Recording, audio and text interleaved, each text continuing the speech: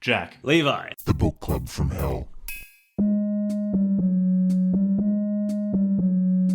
Hello everyone, this is Jack with Book Club from Hell, Oceania's 8th most popular 1970s Australiana-themed lifestyle podcast focused on the reading of obscure books.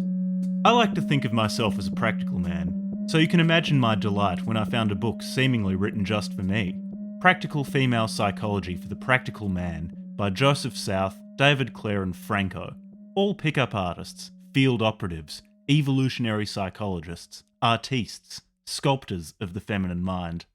Now, as everyone knows, women, or females, in this book's highly scientific parlance, are extremely confusing, even to other women, even to themselves. So what's a man to do? Much less a practical man.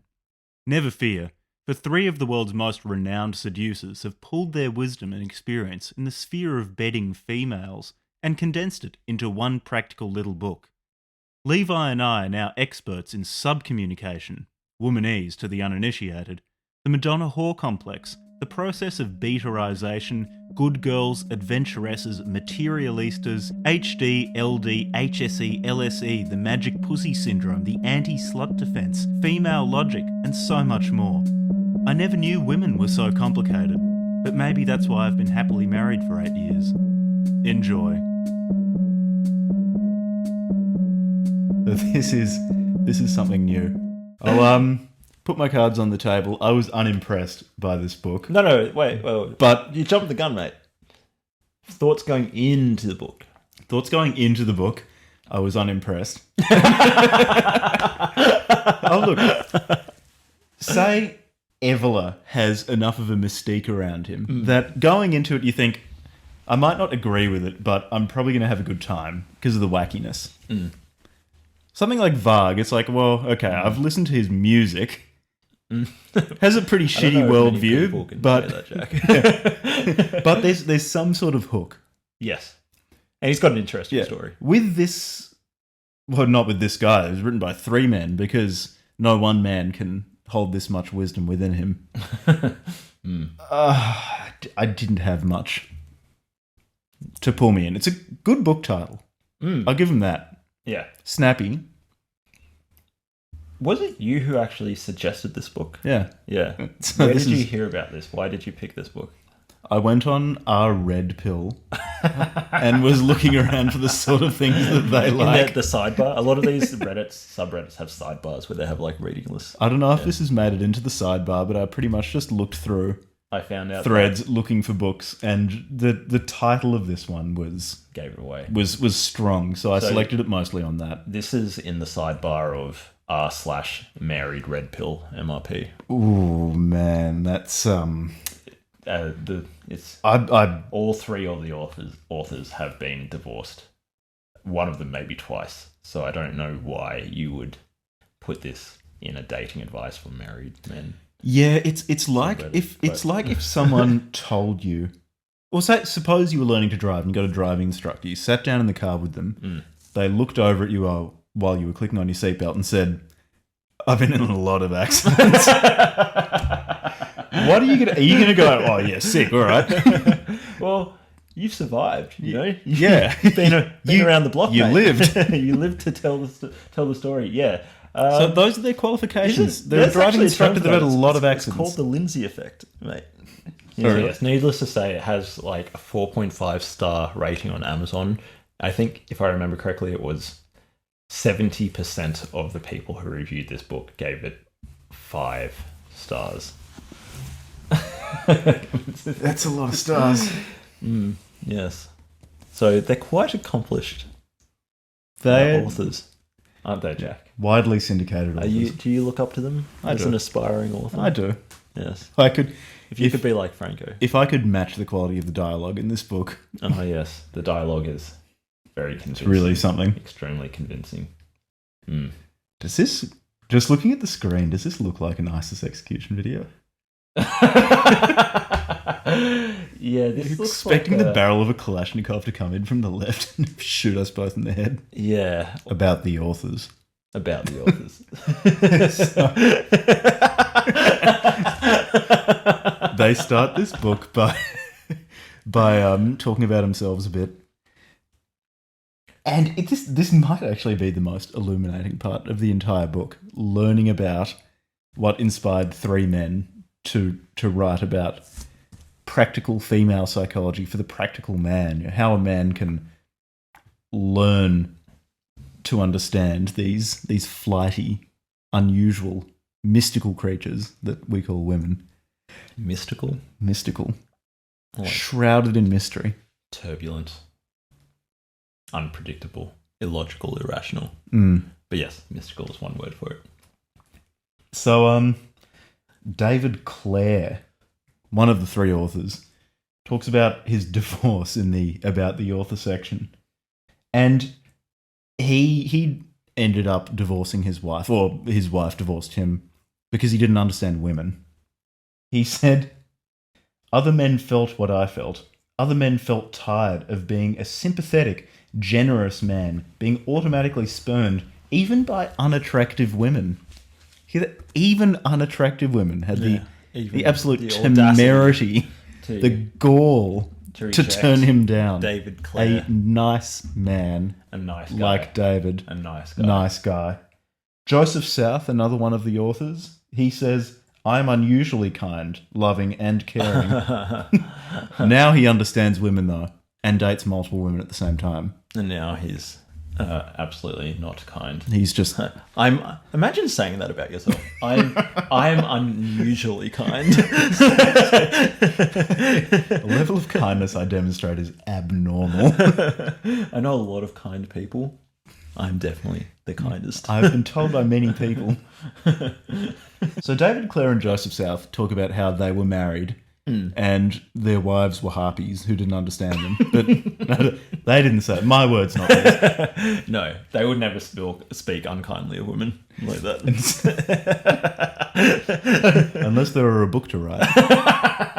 Yeah. So they talk about their divorces and why those experiences inspired them to write a book to help the everyman understand women. Franco, however, no surname is given. He's just Franco. His second name may be Seduction. At Franco Seduction on Twitter. Anyway, so Mr. Seduction is really talented at sex. He's really good at sex. Some might even say that he's a natural. He's a natural. He's a self-described natural. Natural. He says, "I have found in my life that men like me can be highly arousing to women and at the same time put them in emotional danger." So he decided to write... I'm just so alpha, so sexually attractive, so irresistible that it's a public hazard for women to be around me. Yes. Yeah, so... For your own safety, ladies, avoid Franco. Not because he's a fucking creep, but because you might... No, because you'll turn into a creep around him. Slip over on your own lubricate. Break your neck or something. Yeah, so Joseph South and David Clare came to write this book from the position of having been born not being unbelievably gifted with women. And they had to learn to be gifted with women, having endured awful divorces and marriages to women whom they hadn't properly vetted, and we will get into how to vet women. Franco, however, was just born on top. I already know how to vet women, Jack. Yeah? Yeah, just have an esoteric podcast where you read horrible literature and see if your girlfriend and or wife sticks breaks around. up with you. breaks up with you. I guess we'll see if I have a girlfriend by the end of the month. So those are the authors. They're I just divorced multiple times.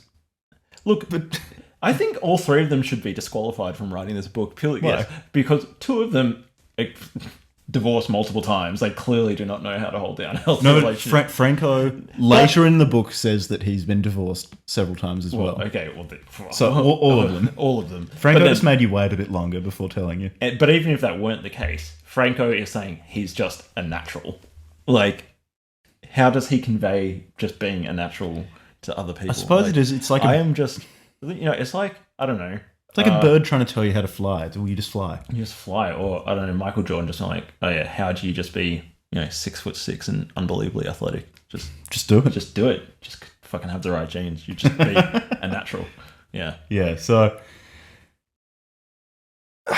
Yeah, well, the quality of the book attests to their qualifications. So, this book is very strongly researched. They pretty much did a thesis. They spent several years of their lives, had this put this through rigorous peer review. I believe Gardsad actually reviewed this book. No, he didn't. And it's based on there's a bibliography at the end, but they reference 3 books in particular, which they have basically based their worldview on, which are Sperm Wars, The Red Queen by Matt Ridley, and I don't know, some other book, and they're all like fairly modern evolutionary biology books, but in particular books about kind of sexual selection and sexual dimorphism in other species, but also within humans, and especially behavioral dimorphism. So they kind of hijacked these books and then mixed it with a bunch of like pseudoscience and quote unquote personal experience and Freudian analysis, and then shat out this pile of crap. Sorry, I mean synthesized.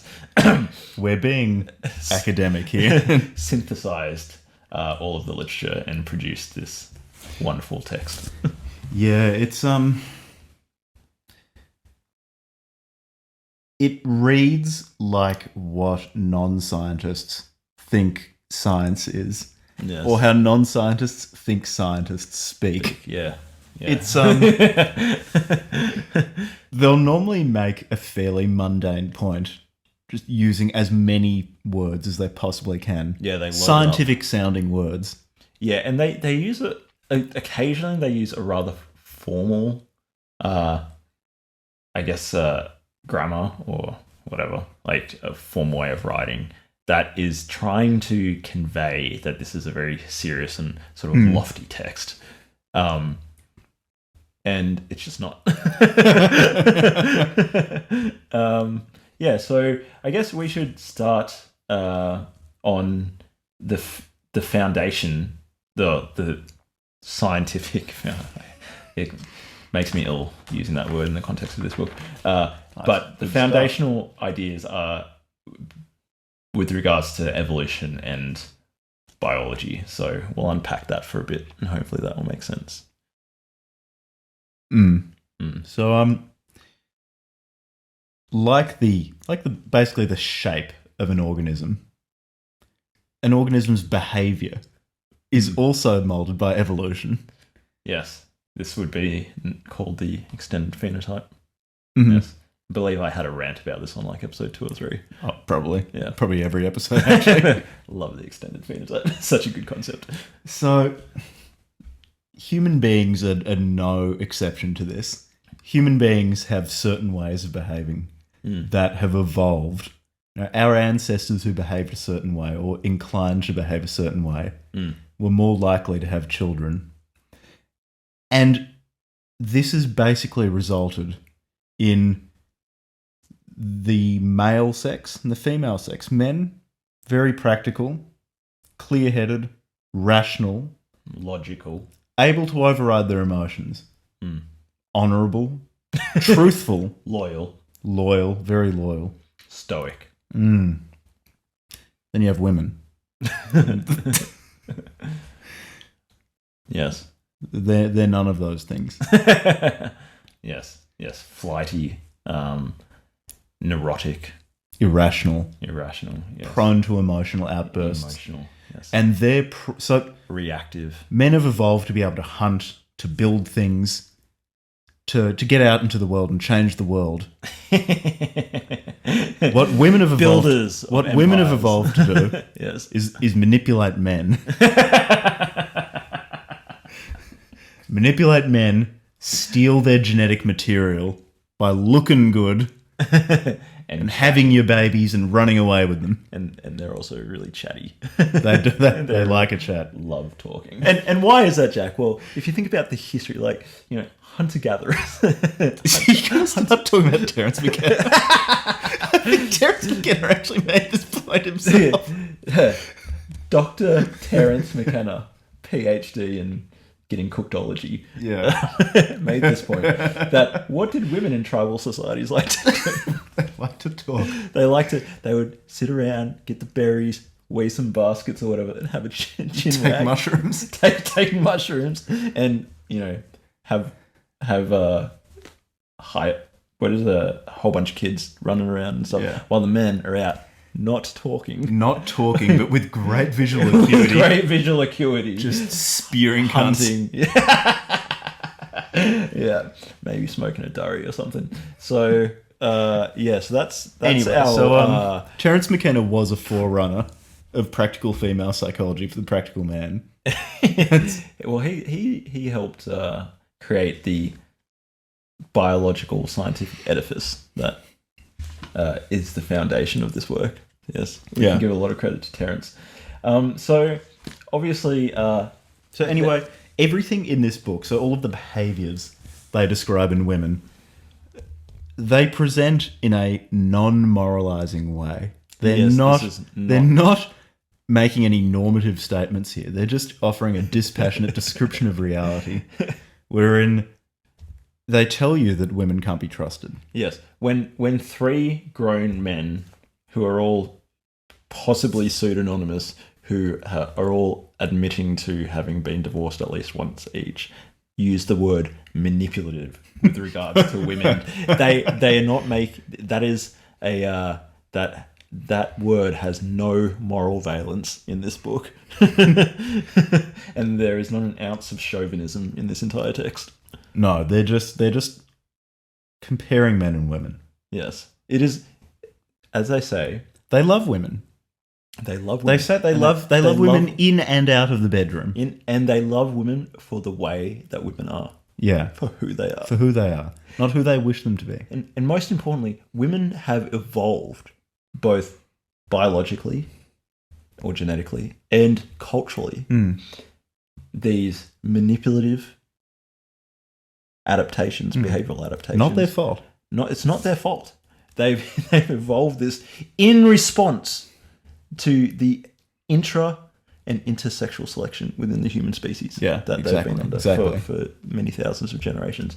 So it's amoral. It's amoral, no judgment here. No judgment whatsoever.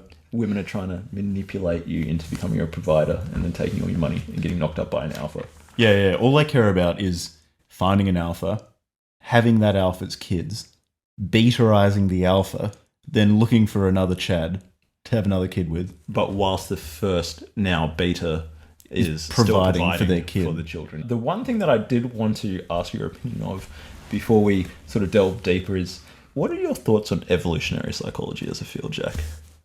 I've never delved into it much. I think some of the hypotheses they come up with are pretty hard to test. Yes. So, my issue is, do you want to unpack that? A lot of it is so vague that you can really say whatever works with your own first principles, with whichever biases you're already bringing to the discussion. You can come up with a hypothesis that is semi-plausible, and then people who already believe you, or believe what you believe, are liable to just accept that as tested fact. Yes. Yeah. So say in this, they'll talk about a woman will look for strong genes. She'll look for an alpha male if you subscribe to... Basically, the whole alpha beta stuff is people who just get too into packs of wolves pissing on each other. Oh, chimps. Or too much Rogan. Yeah, basically, people listen to too much Joe Rogan, or are just have just taken a bit too much from wolfpack hierarchies and decide that it's a one-to-one relation with how humans behave. Too much Discovery Channel. So the idea that, say, a woman is going to go out, find an alpha male to have their kid, that's not unreasonable. So someone goes out looking for characteristics that they find attractive on some level, though that's going to correlate with good genes, good being a reflection of whatever you're trying to maximize for. Yes. For me, the wheels fall off when they say, okay, well, the woman will have one kid with this alpha, and then just go after another one and try to find another alpha, another person with good genes, and have a kid with them. You think, but at the same time, wouldn't it also make sense for that woman to have multiple children with this the initial high-value alpha male that she's already tied down? Yeah. Yeah, exactly. Things like that, I'm not even saying one way makes more sense than the other.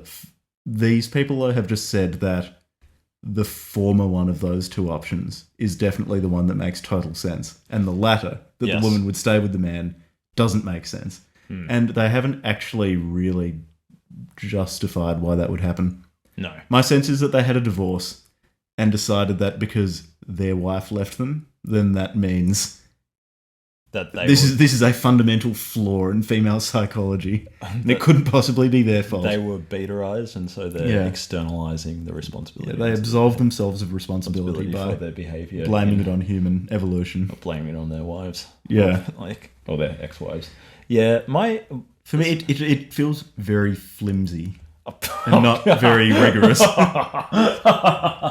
It's being generous, mate. It's being generous. But with some of these things, the question I'm always left with is, well, no, somewhat why. Academically, I ask why, because in the context of the book, they haven't actually explained why they believe something. Then, in the context of the authors writing the book, though, I infer why they have made these particular... Would you say that you're reading the subcommunication? Maybe they're subcommunicating. That they're bitter little men. We will get into what subcommunication is. Womanese, if you will. Womanese. What about male divorcees? Male divorcees. Fortunately, I'm not fluent in male divorcees. Yeah, good.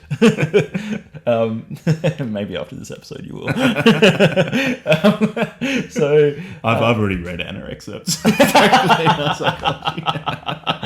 get the female perspective on this. I think I read Fee like a quote or something, and I could hear her eyes rolling. Becca down in Tasmania. I could hear her all the way from Melbourne. Yeah, so my primary issue with evolutionary psychology. Look, I think obviously all so genetic and epigenetic factors should be taken into account when understanding psychology and psychiatry. Yeah, absolutely. Which is really important, like, for example, like, I don't know, potential genetic markers of various psychiatric disease, like, I don't know, schizophrenia or autism or whatever. But even like with regards to like personality distribution, like I wouldn't be surprised if there's a strong genetic component of like your personality composition. But firstly, those sorts of things to some degree can be measured quantitatively with like twin studies and stuff, like heritability studies, and so you can kind of figure out or try to start. I mean, it's hard science, very difficult science, but try to figure out, well, what amount of this, say, personality trait is attributable to genetic factors rather than, say, like environmental factors. And then, but the more foundational issue that I have with it is that, as you sort of alluded to earlier, they often don't really have testable or falsifiable hypotheses. And what they seem to be doing, and this includes people like Jordan Peterson and Gad Saad, I like Jordan Peterson, so this is one of the issues that I have with his stuff, is that, like, how do I put it? They're retroactively explaining phenomena, but in a way that doesn't have falsifiable predictions based off that model. So you can say, like, a classic example, like, why is rouge lips on women seen as sexually attractive? And Sard said, I'm sorry if I'm mispronouncing his name. Gad Sad said. Gad Sad. Australian. Gad Sad. Gad Sad. Look, he's like, I think he's Lebanese American or something. Like, I don't know how to pronounce his name. He's Canadian or something. We've butchered enough people's names on this podcast. I'm sorry. Like, he's a nice guy.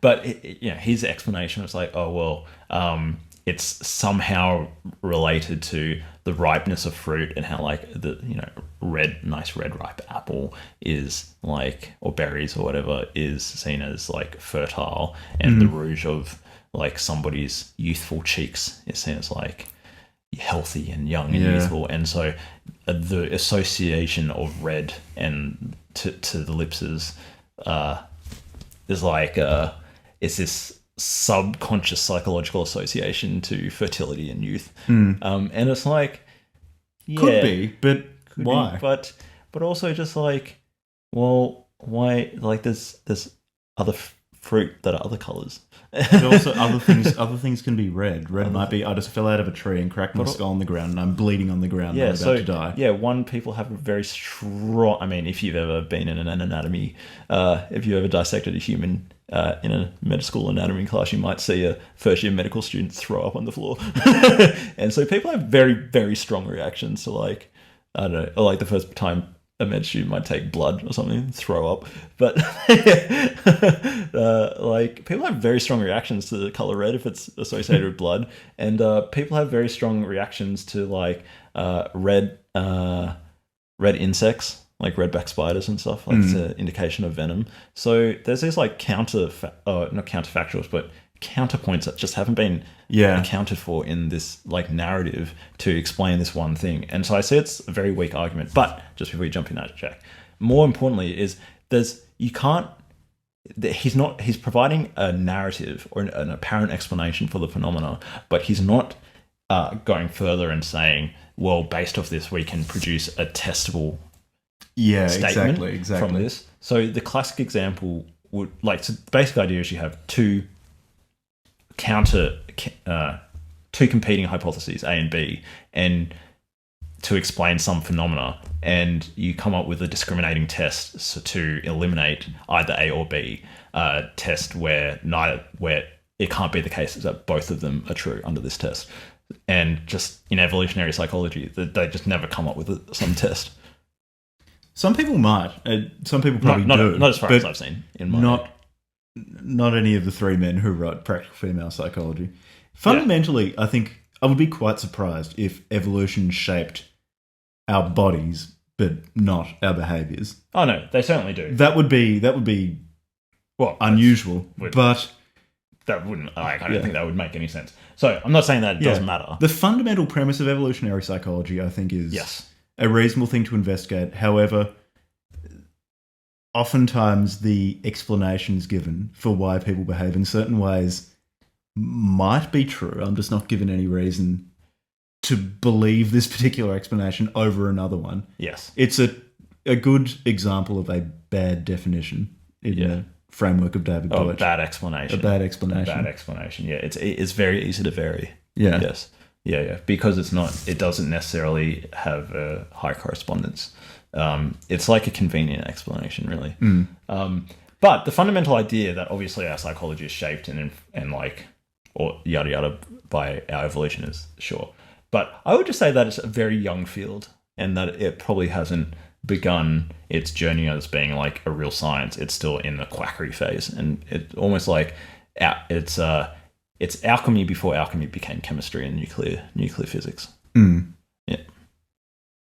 Maybe, I don't know. I might be totally misinformed. I don't know what I'm talking about. Yeah, look, these people aren't good ambassadors for evolutionary psychology. I'll say that much. The last bit they talk about is neuropsychology, female neuropsychology. So that's things like... So the basic idea is, okay, well, men and women are different. Okay, sure, they're different. We have different like height distributions and all that sort of stuff. And one of the things they talk about is neuropsychology. And that's looking at things like, neurotransmitters in the brain and what are they more likely to be? Not just neurotransmitters, but also like hormones. And what are they what activities are they associated with? So, like high amounts of dopamine when chatting and all this sort of stuff. Yeah. So this is their way of like being able to bring into this book to justify the use of vaguely scientific sounding words. Yeah, basically, they'll just say something that they already believe and then say somehow it's linked to hormones or something, therefore it's correct. Yeah. They'll say something because dopamine exists and I'm saying that my theory relates to dopamine, therefore my theory must be true. Yes. Or like the reticular activation system or some shit like that. And yeah. Yeah, they'll just say something like, the female's cortex is stimulated when you talk logically to her, which suppresses the limbic system. And you think, it's like... No. Yeah. Okay, when you speak to someone logically, yeah, there'll be cortical activation. It's just literally what your prefrontal cortex is for. It just doesn't shut down the limbic system. The limbic system doesn't just shut down. It's like, but there's always cortical activation. It's like if you're seeing anything, your visual cortex is being activated. It's like if you're moving, primary motor cortex, there we go, doing some work. So. I just thing on mutual gazing. Don't understand this. Women need prolonged eye contact and get really anxious if they don't get prolonged eye contact.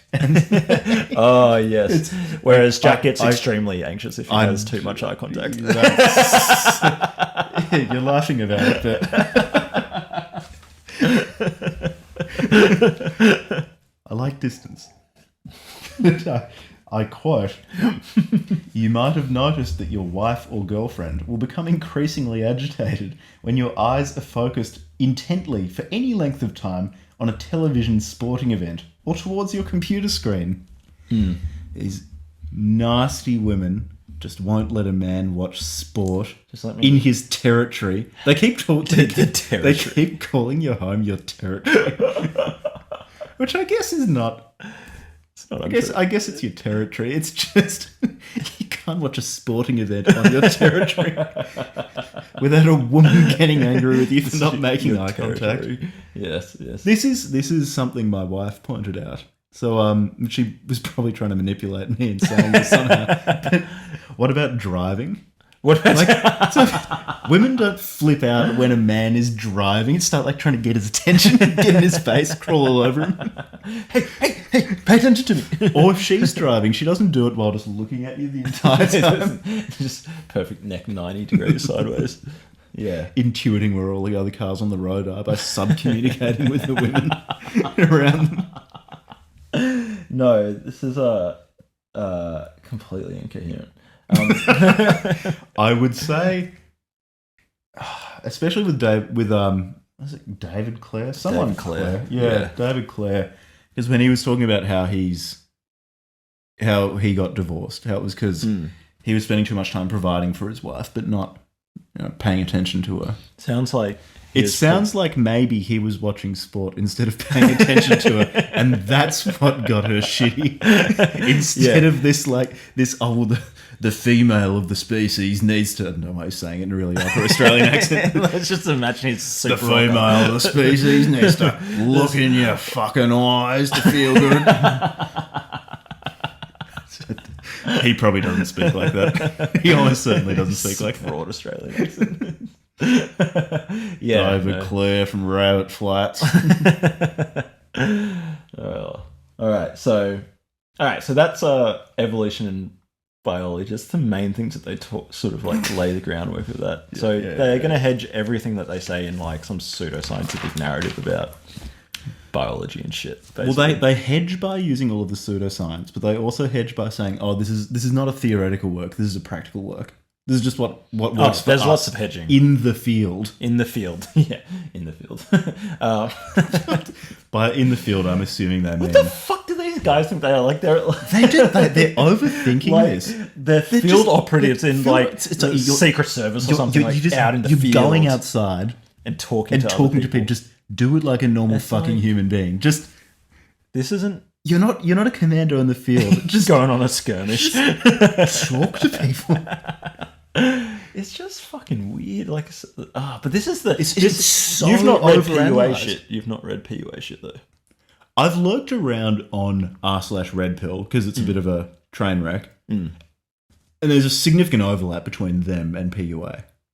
Yeah. No. Well. So- yeah. Yeah. I guess they are. They are distinct things. Yes. They're distinct. But there's There's a significant enough overlap, overlap that I recognised a fair bit of So what was I happening think in this book would count as probably both red pill and PUA. Nice. The bridge. The bridge, yes. I suppose I don't know where. If it's a Venn diagram, I don't know where the.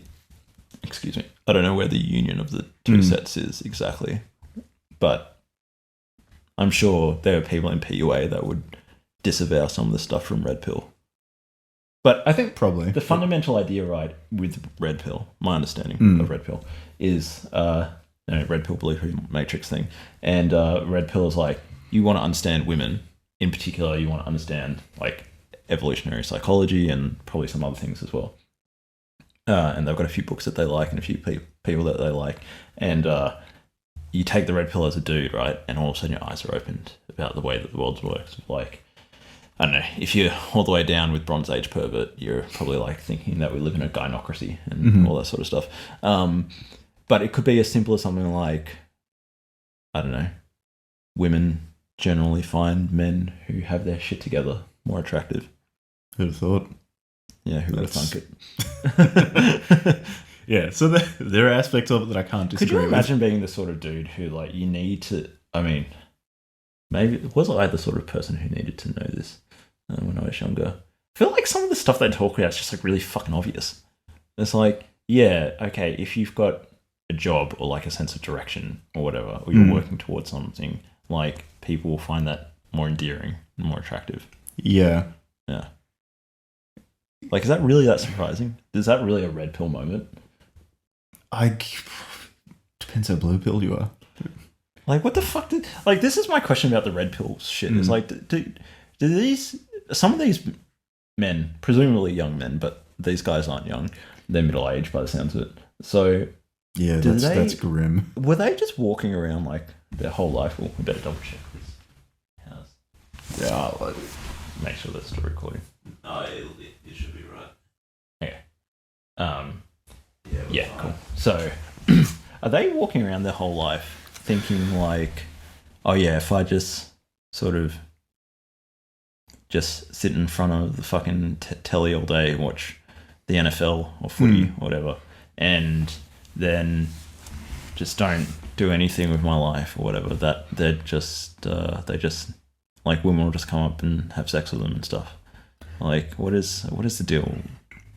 Well, that's what you think until you go on r/red pill and they say, maybe you should go to the gym. Then you'll be more attractive to women. And you go, oh, yeah, that sounds right. Then they say, maybe you should get a job. You'll be more attractive to women. And people go, oh, yeah, that sounds good. And they say, maybe you should start insulting her until she loves you. And they go, well, the previous 2 points made a lot of sense. So I guess I've got to give it a shot. From the law of induction. Alright, let's give it a go. I'll try it out. Yeah. Look, I'm all about the atomic black pill. I'm not into The atomic black pill. atomic black Is this a cobalt atomic black pill? Cobalt 60? No, I heard about this guy called Eggman. Oh fuck God. What's Eggman? He's this guy who talks about the atomic black pill in this great video called Take the Atomic Black Pill. Or Take the Black Pill. What did he... It's just him in his car talking about how women want genetically superior males. Oh, God. Once they have tasted the genetically superior male, they'll never go back to your substandard genes. Yeah, right. Interesting. The game's over before it And he was started. obviously saying this like from a bed surrounded by gorgeous women. Oh no, he's taken the black pill. Yeah, He was in a parking lot in his car by himself, smoking a mumbling diary, to the camera. mumbling to the camera, land in portrait mode. Right? Yeah, great. Yeah, we'll listen to him. Have you heard of men going their own way? MGTOW. Yeah. I remember I was back in the day. I was watching this fitness YouTuber. That's the true Sigma path. Sigma. Oh god, yeah, yes, the way of the ascetic. So This is what Evelyn had in mind. The path of contemplation MGTOW. is MGTOW. Versus the red pill PUA path of action. Yeah, so I feel like there's a high overlap between male fitness YouTubers and red pill PUA shit as well. But I was watching this fitness YouTuber back when I was like 19 or 20, and all of a sudden he just started talking about like how he no longer spends the night with women and all this sort of stuff, and then he started talking about men going their own way and MGTOW and shit, and his channel just turned into like this weird, like, just explaining how he's an independent man and his eyes have been opened to the way the world works, and it's like, what the fuck is this guy going on about? Yeah, he might have overshot his trend eyes. Started getting paranoid. No, he was natty, bro. Was he natural or Ronnie Coleman natural? Well, he wasn't jacked up. Like he was fit, like Okay. fit dude. Okay. He wasn't like Fit. yeah. Okay. Yeah, all natty, bro. Anyway, what have we got? You want to talk about female logic? So the next major section. Okay, so to sort of summarize this book, or to like give it to you, in a bit more coherent way, we're going to explain some of the parts of the fundamental axioms or findings of this book about women. And the first thing that you really need to understand about women is, as Jack mentioned, female logic. This was one of the better parts of the book. Yeah. Would you like to give us an introduction, Jack? Yeah, so women are all about feelings. Men like logic, women like feelings. They clarified this point in a really elegant way. So they gave a pictorial representation of male logic, which was A pointing to B, pointing to C, pointing to D. Men like causal relationships, correlations, numbers, hard stuff. Women, A might lead to B, maybe it leads to X, maybe it leads to 2. Maybe it leads to Zeta. Maybe not. Who knows? Maybe not. Maybe it leads to nothing. Maybe it leads to 5 different things. Maybe it loops back in on itself. Who knows? Maybe it stops by its favourite salon and gets a pedicure on the way home from work just because it felt like it needed to treat itself. Yeah. Yeah. Stops by at its boyfriend's place. Gets fucked by an alpha. Before visiting her husband. Yeah, so that's female logic is not predicated on things that men think are logical, like correlations. Correlation. Or causal relationships. Causation, sets and subsets. It's just about an endless cavalcade of emotions which may or may not actually be related to each other. And it's just a continuous emotional present with no past or future. Moment to moment. Just the arising and the falling away of intense emotional volatility. And one of the key things to understand about female logic is that women are constantly, and we'll sort of touch on this in a little, this is a good place to women are constantly trying to externalize the responsibility for the way they feel onto their environment and the people around them. So they're basically looking for external narrations using external causes of their internal state. Yeah, it seems like they see women as just basically like a random number generator, just spitting out a new emotion every now and then. And so women the will woman feel is this emotion. It's like a GPT-3. Just given a prompt. It's just taking in environmental stimuli and trying to do sentiment analysis to like its own internal state. No, it's the opposite. So a woman starts feeling a really strong emotion just for no reason. And she looks to the outside world and goes, well, I can't be responsible because I'm a woman. Yes. I don't take responsibility. How do we match an how external do I blame it on the outside world? To this internal feeling. Yeah. Yes. And invariably they'll find a man and blame him. Well, yeah, if a man should be so unfortunate to be both present and unskilled. Yeah. Yes. Not privy to the arts of seduction. Yes. So that's one of the key things is that she is trying to... So in the words of psychology, they're basically saying that all women... Oh, no. Well, are they saying all women are like that, mate? I guess they can't... They hedge what they say a lot by saying we're making generalizations and there was always exceptions, but this is what they think about all women. No, because they say that sometimes, and this is a very common theme with almost everything we read. Is they're not very disciplined about sticking to one story. Yeah, they'll sometimes hedge and say, "Oh, we're making generalizations. We're not saying all women are like this. Some women are great at logic. I know women. Some of my best friends are women." Yeah, I know. Some of my best friends are women. But then at other times they'll just say, yeah, this is just what women do. Fundamentally, they can't help it. They can't help it. So and there are no moral judgments here. There are no moral judgments. This is an impersonal evaluation. Of the state of nature. So, and the other thing that's happening is they are. Oh yes, with female logic, they're trying to match their emotional state and the content of what they're saying is irrelevant. Yeah, it's not So you shouldn't take it too seriously. Is there a concrete example from the book? Can we give a... There probably were, but yeah. So you always have to look for the subtext of what a woman is saying. So say Franco, the natural, the dangerously charismatic man, public enemy number one. He was once talking to a woman, and because Franco, we all know Franco, he was trying to have sex with her. Oh, big Franco, that sly dog. Anyway, so Franco was being Franco. But this woman insisted he shave his beard. And because Franco knows women, he knows you don't take what they're saying seriously. It's not because she doesn't like beards.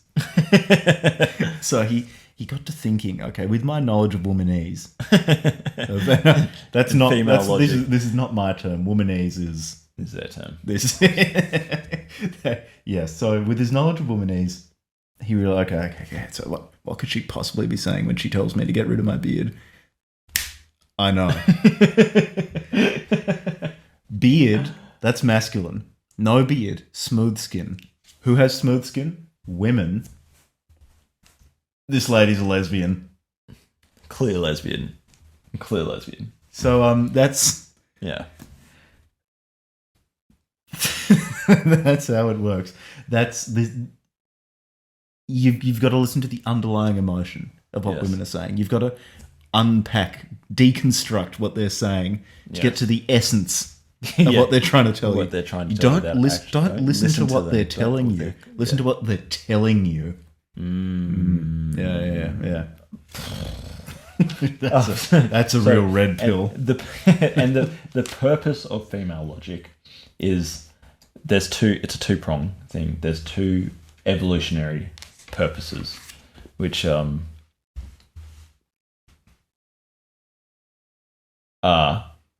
to manipulate men and their environment to support herself and her children. Yeah.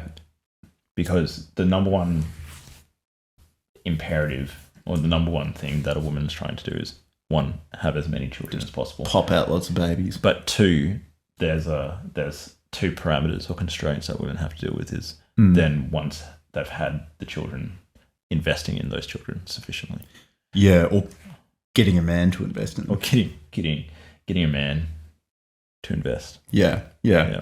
Yes. So the second purpose of, or whichever order that's supposed to go in, is the procreation aspect of it, which is getting pregnant.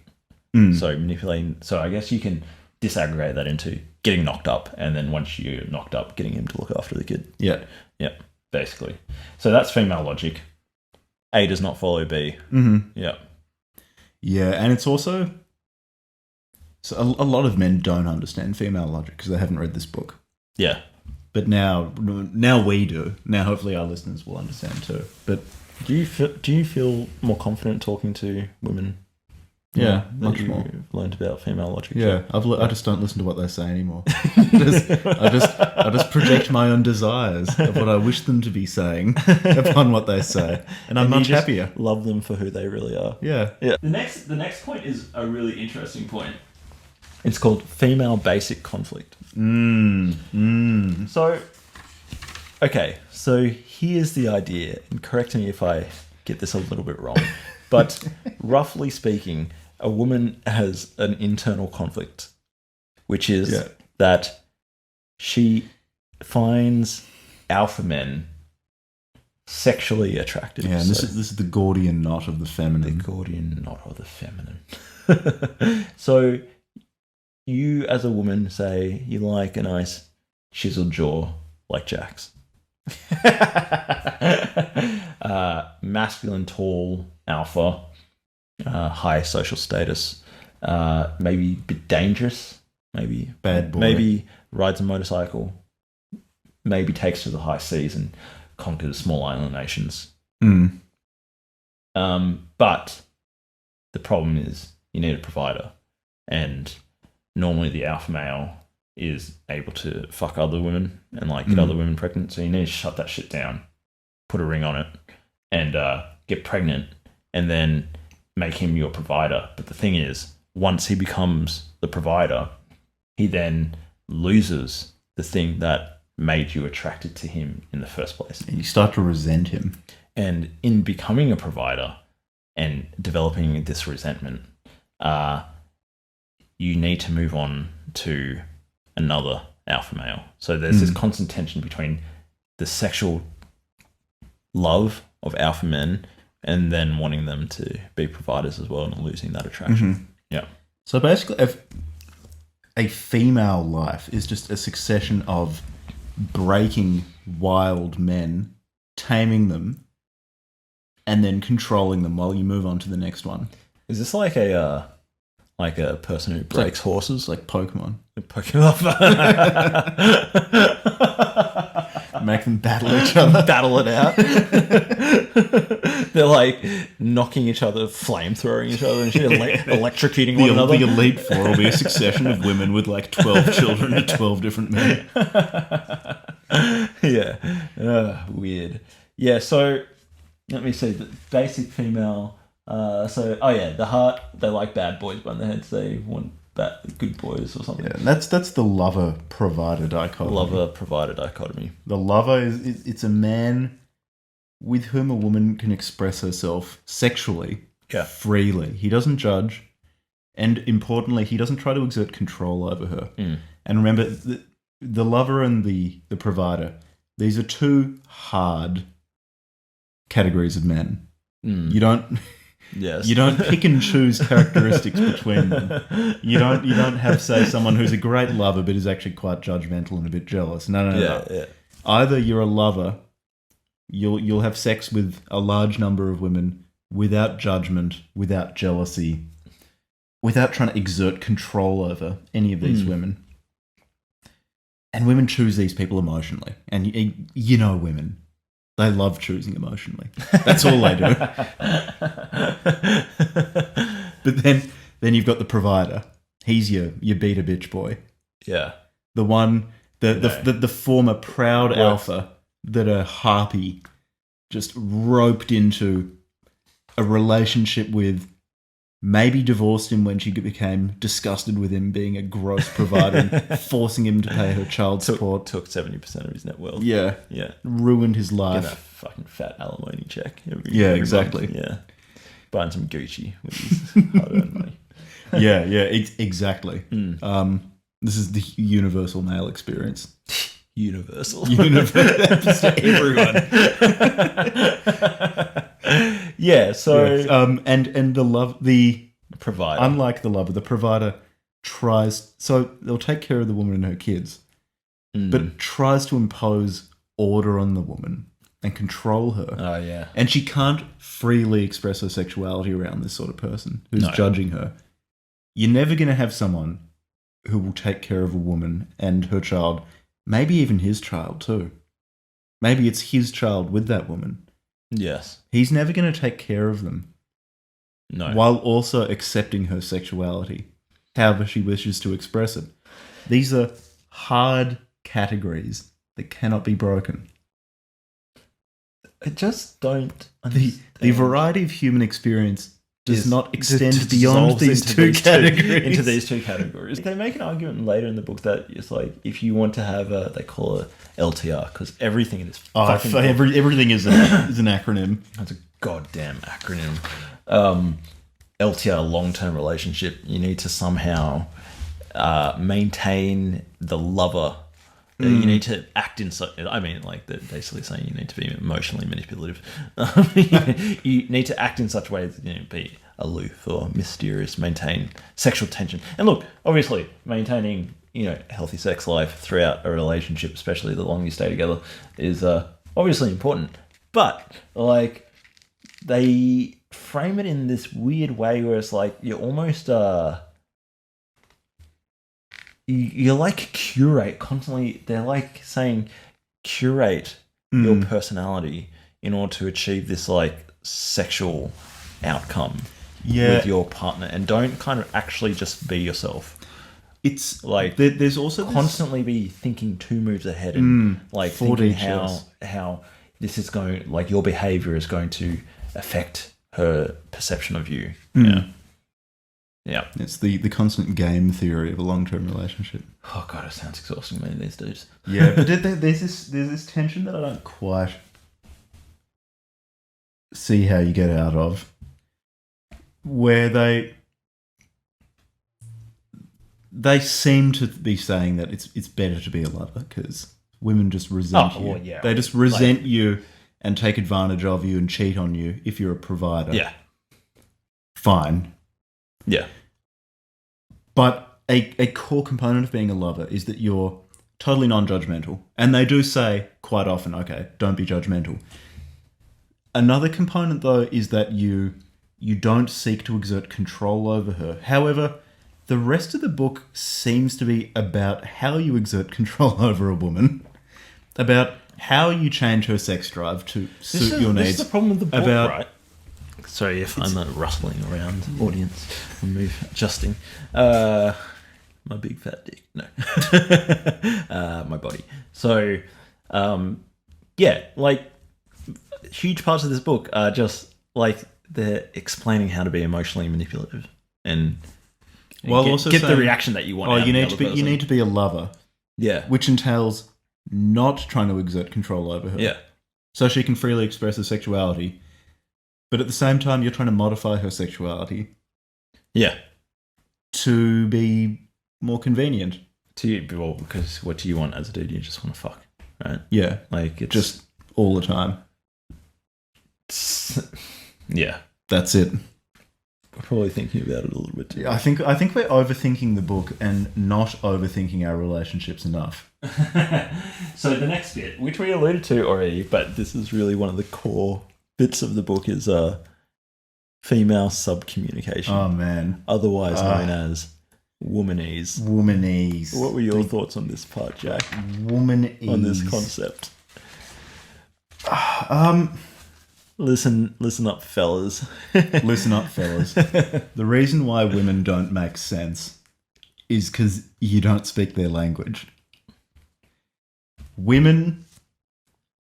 Because women evolved in male-dominated societies, which have suppressed their sexuality.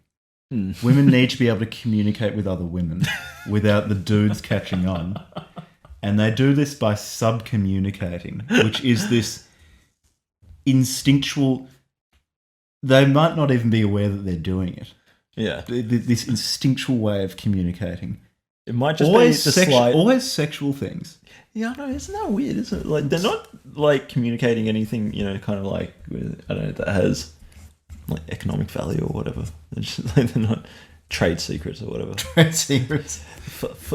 Slight twinkle in the eye, flinch of a cheek or something. And you're insider trading. And you're insider trading. Yeah, that's Pelosi's up there, just making all sorts of weird facial gestures, and oh yeah, we just bought a bunch of Pfizer stock before the pandemic. No, yeah. So this sub-communication, this is what they're essentially talking about is body language, and yeah, that's what subtext. Seems to be. Yeah. This is okay. They play armchair psychologist, so I'm going to play armchair psychologist. Please do. Just like I did with Selkie. With everyone, with everyone, I pull out my armchair psychologist and try to diagnose them. Well, Selkie was definitely schizoaffective. And these guys are probably autistic or on the spectrum. I don't know if they're autistic. I just think they're... In order to have a healthy adult relationship with another person, a romantic relationship, you need to be willing to make yourself vulnerable. Yes. And to me, it seems that either they've never been able to make themselves vulnerable, they just haven't reached that level of emotional maturity, or they at one stage could and got hurt in a relationship. And well, so they're divorced, right? Yeah, their terror at being hurt emotionally again is preventing them from being able to maintain a meaningful romantic relationship with another human being. I don't think it's pathological. I think they're just emotionally stunted. Yes. So, okay, I'm going to take off the feigned armchair psychologist hat for a second. And, yeah, I would agree. Like in the episode on Solanus, well, I mean, with Solanus, it's extremely obvious because she was probably raped as a child. But she, her views on gender and stuff are shaped strongly by her trauma. And that comes through very strongly in the text. There's definitely moments in this book where you can kind of feel the resentment or the... You can kind of feel the resentment. But there's just a burning sun of resentment. Yeah, and it's no surprise that these men had a history of tumultuous relationships. However,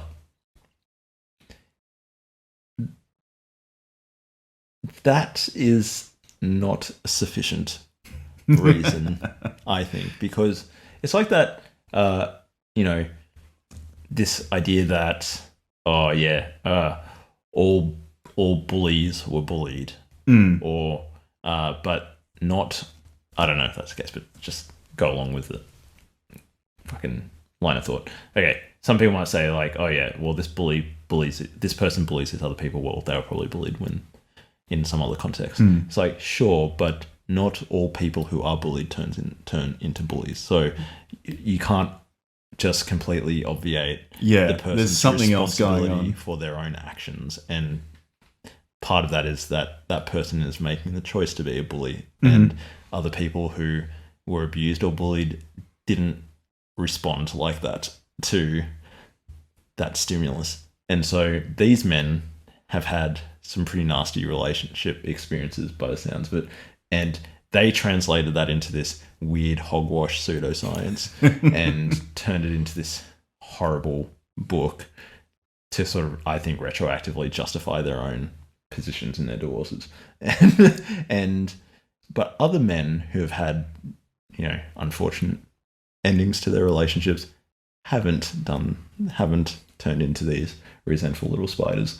So I don't think there's sufficient justification. No, I think there was the stimulus of a bad relationship, and for whatever reason, they've been unable to come to terms with Yeah. an unpleasant experience, and instead of what I would consider the emotionally healthy response of grieving and then being willing to be vulnerable again with someone else, Yeah. they've not only completely walled themselves up, but erected this bizarre intellectual edifice to justify why it was her fault. Yes. Yeah. And the other thing on the emotional vulnerability thing is that some people would would make an argument that a lot of men, probably regardless of the culture, but in the context of Australian culture, or maybe you could say more broadly like Western culture, in Western industrialized countries, like men are emotionally not good at being emotionally vulnerable. Which is fine, like it's probably the case compared to women or whatever. There's a whole bunch of conversation probably in the last 10 years around mental health, but then also more specifically male mental health and all that sort of stuff about like being vulnerable. And these dudes, not once in this book did they ever talk about, they talk about opening up, but then that's part of the betaization process. So you don't want to do that. You're discouraged because then you'll become her male girlfriend. Yeah, that's how she gets you. Yeah, and so they're literally saying like, no, don't have an emotionally open relationship with your long-term partner. What much of this book seems to be advocating for is basically how to turn any relationship you have into a time bomb. Like, don't listen to what she's saying to you. We're telling you what she means. What she really means. She doesn't have your best interests at heart. Communication. So your best bet is just to manipulate her and undermine her self-confidence so she won't leave you. At the same time, her request for communication, and we'll get into the 5 stages of female manipulation and why the request to communicate is actually really bad. Yes. A sinister sign. The sinister sign. So why you shouldn't communicate with her. They also talk about why you shouldn't let her get interested in your hobbies. Yeah. Or your friends. Such a good part. That's such a good part. No, we'll leave that for later. Yeah. We'll get into it. But basically, this is just a blueprint for a fucking time bomb. This is a nuclear meltdown. If you want to know how not to have a fucking healthy relationship, you should follow this book. This is a recipe for fucking disaster. So there's just a Chernobyl in waiting. So one thing that we need to mention is AB ambivalence. What about the subcommunication? We were talking about subcommunication like 15 minutes ago. Yeah, well, we've kind of been meandering around. Yeah. So, okay, well, let's put it in a nutshell then. Subcommunication. Secret woman language. Secret woman language. That you need to be able to... these 3 divorcees have to... You need to be able to speak it to let women know that you're non-judgmental, and then they'll have sex with you because they like it, so that's good. Yeah. You speak it too much, you become feminized or gay. Yes. Which is obviously bad. Yeah, some Ted Haggerty shit. Yeah. So you don't want to speak it too much. Yeah. You want to be able to understand it. You also want to be aware that it is hypnotic. Yes. And it hypnotizes men, puts them into a pussy trance. Pussy trance. Which makes a man scientific term for it. A man. So they say so. Some listeners will be familiar with the term pussy whipped. Yes. They say that pussy whipped is a subcategory of pussy trance. And so pussy whipped is where you'll do whatever your significant other, your female significant other, tells you to do. Pussy trance is a broader problem where you just do whatever women ask you to do. So like women's like, hey, can you stop playing FIFA? You've been playing for 4 hours, and like come and have dinner with me, please, and let's have a conversation. And if you acquiesce to that demand, then you're pussy whipped. Like you'll beat a bitch. And you should just keep on playing COD. But what happens if so pussy trance is even worse? You're like a socially adjusted human being. You're cruising Reddit, and you see a female in trouble, and you rush to her defense. Yeah, and on that's pussy trance. Yeah. The white knight, the nice guy. Or even if you just, you have a female colleague and, you let her speak at a meeting. I mean, the fact that you even have a female colleague really means you're probably pussy tranced. Pussy tranced. Yeah. Pussy entranced, I guess, is the adjective. Just really, if a woman speaks, she's going to use rich descriptive language. That will, this is the term they use. There's a rich so men, of course, do these guys have two fucking brain cells between them? They can't come up with anything creative. Okay, so like men, alpha man talk very short, stoic, precise. Okay. It's like a bit James Levi Joyce. Hungry. James Joyce was a man, and he certainly didn't do that. Yeah, I know. Just like, have they heard of like, I don't know, F. Scott Fitzgerald or I don't know, Charles Dickens or? I mean, writing in a terse way was never a problem that Charles Dickens had. Thoreau, like, Jesus Christ. So no, they were all beaters. So They're rich descriptive language. Effeminate. Very effeminate. Yeah. So women talk descriptively, use rich language, and subcommunicate. And there's some funny stand up about it, but it's the whole like, oh yeah, like a man will just recount facts. I went to the game, the Demons won, had a beer with the boys, came home, smashed it. That's it. Mm-hmm. Recount facts, accurate.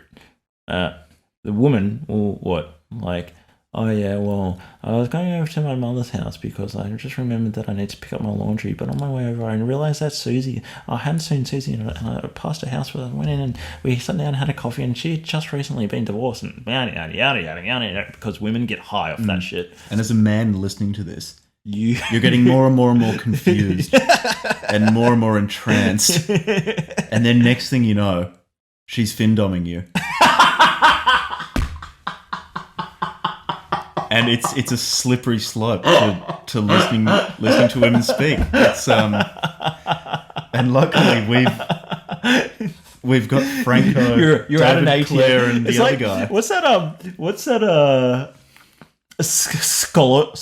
Scopolamine? Scopolamine? Yeah, scopolamine. You're just like in a trance. Like, she started talking such rich descriptive language, and I just remember I was at an ATM, I was withdrawing money, giving it to her. I don't know, we went down to a handbag shop. I don't know, can't remember what happened. Her language was just so rich, so descriptive. So many adjectives.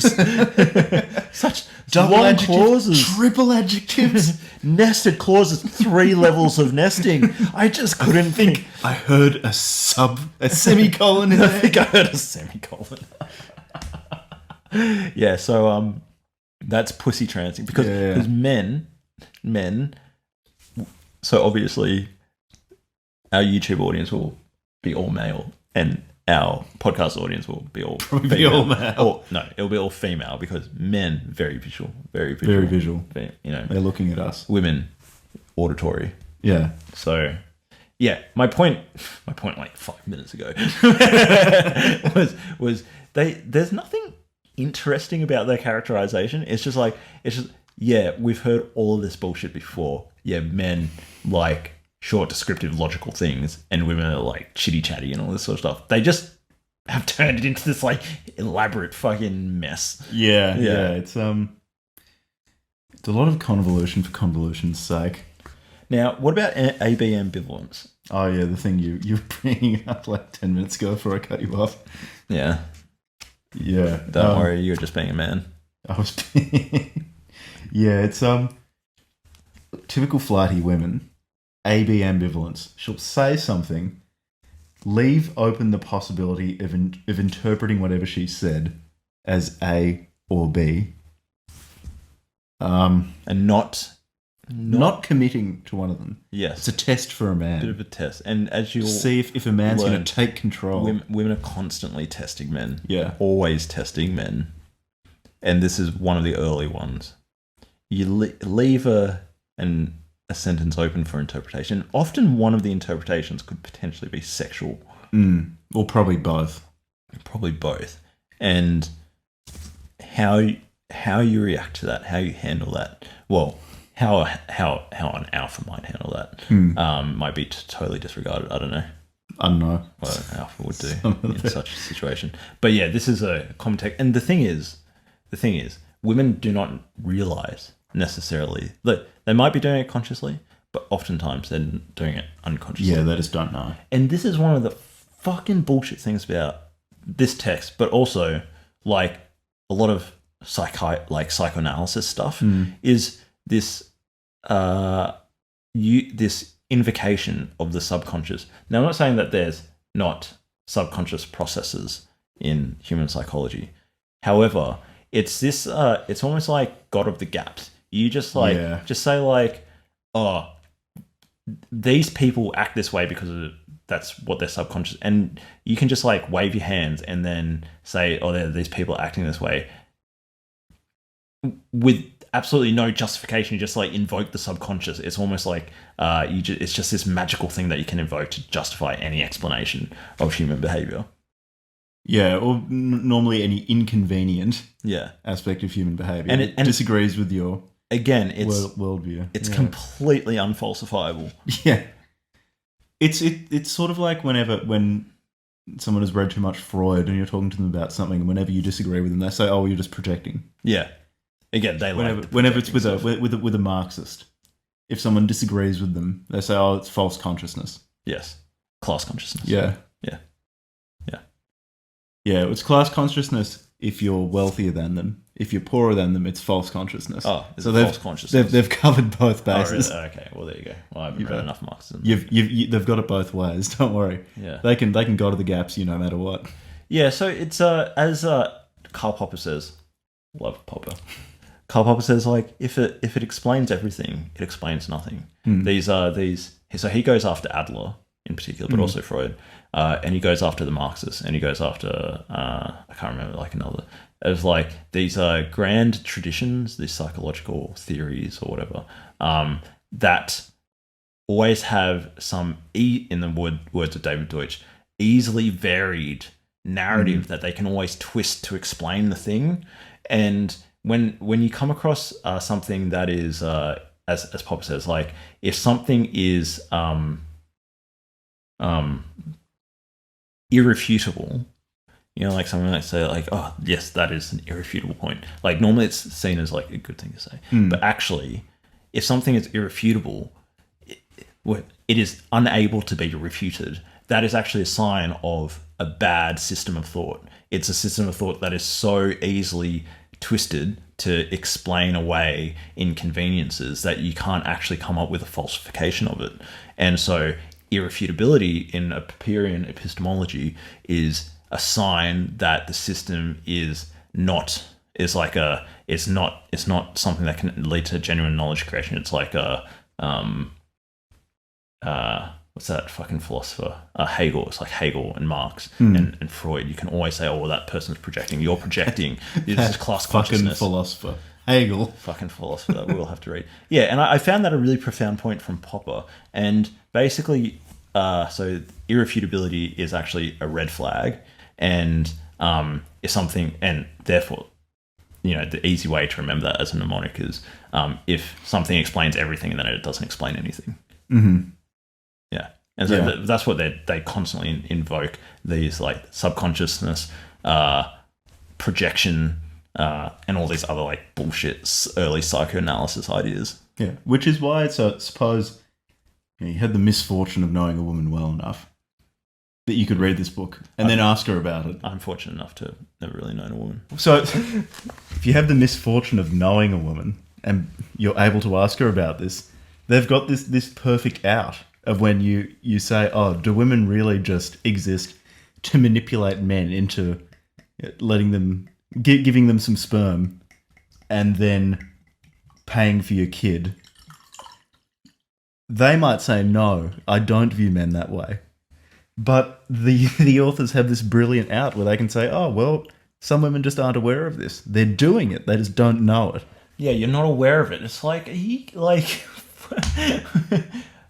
okay, so even if on the face of it somebody says, no, that is not what I'm doing, you can just say, No, well, you are. You're trying to manipulate me. Okay. Well, there you go. She's been a sneaky woman. Yeah. So, the last fundamental point. So far in our fundamentals, we've covered female logic, cuckoo logic, or chick logic, as they say. The female basic conflict, which is the lover provider stuff. Womanese, subcommunication. Mm-hmm. The last major point is female archetypes. The 3 main female archetypes. And look, again, they hedge the shit out of this one. They say these are 3 categories, which I suppose they might say these are like the extreme characterizations of these categories. And all women have elements of these. It's like, different people have sliding, like a slider for the big 5 psychological traits, ocean traits. Everybody's got a bit of everything, but in different degrees, right? Yeah, unless you're totally min-maxing your character. Yeah. Then you're gonna have some points in all of these stats. Yeah. Just min-maxing for Materialista, doing a Materialista run this lifetime. So the 3, Jack. So you got good girls. These are people who are really, really obsessed with how they appear to others and how concordant their behaviour is with society's norms. So a good girl might go and study at university if she lives in, say, Australia, because that's considered to be prestigious. Yeah. It's the good thing to do. Yes. She might date and be maybe even monogamous with a high-value man. Probably not, but she'll at least feign monogamy. Because appear to be. Yeah, well, it's the appearance of monogamy because that matters. Society will be happier with that. Yeah, yes. It's all about how society views it. Yes. So it's social approval. Yeah. Then you've got your materialista. Yeah, materialista, gold digger. Although they said they had some bullshit thing where they're like, you want to use the term gold digger, but it's like, well, then don't even mention it. You fucks. So this is a woman who trades sex for dollars. Yeah. So like, buy her a new handbag, maybe she'll have sex with you. And it's important to be able to pick which kind of Pokemon or which woman you're dealing with, because maybe it's like, with some Pokemon you could just give them those stones. It's like you give a Thunderstone to Pikachu and it just evolve. Oh, it's really easy. Into Raichu. Yeah, exactly. Yeah. So if you get lucky and you find the right type of woman, I loved Gold Edition, man. Yeah, it's such a good game. Yeah, love that shit. So in exactly the same way, some women are like Pokemon, like that Pikachu. You just give them the Thunderstone equivalent. You give them like, I don't know, a handbag or something, and they just have sex with you.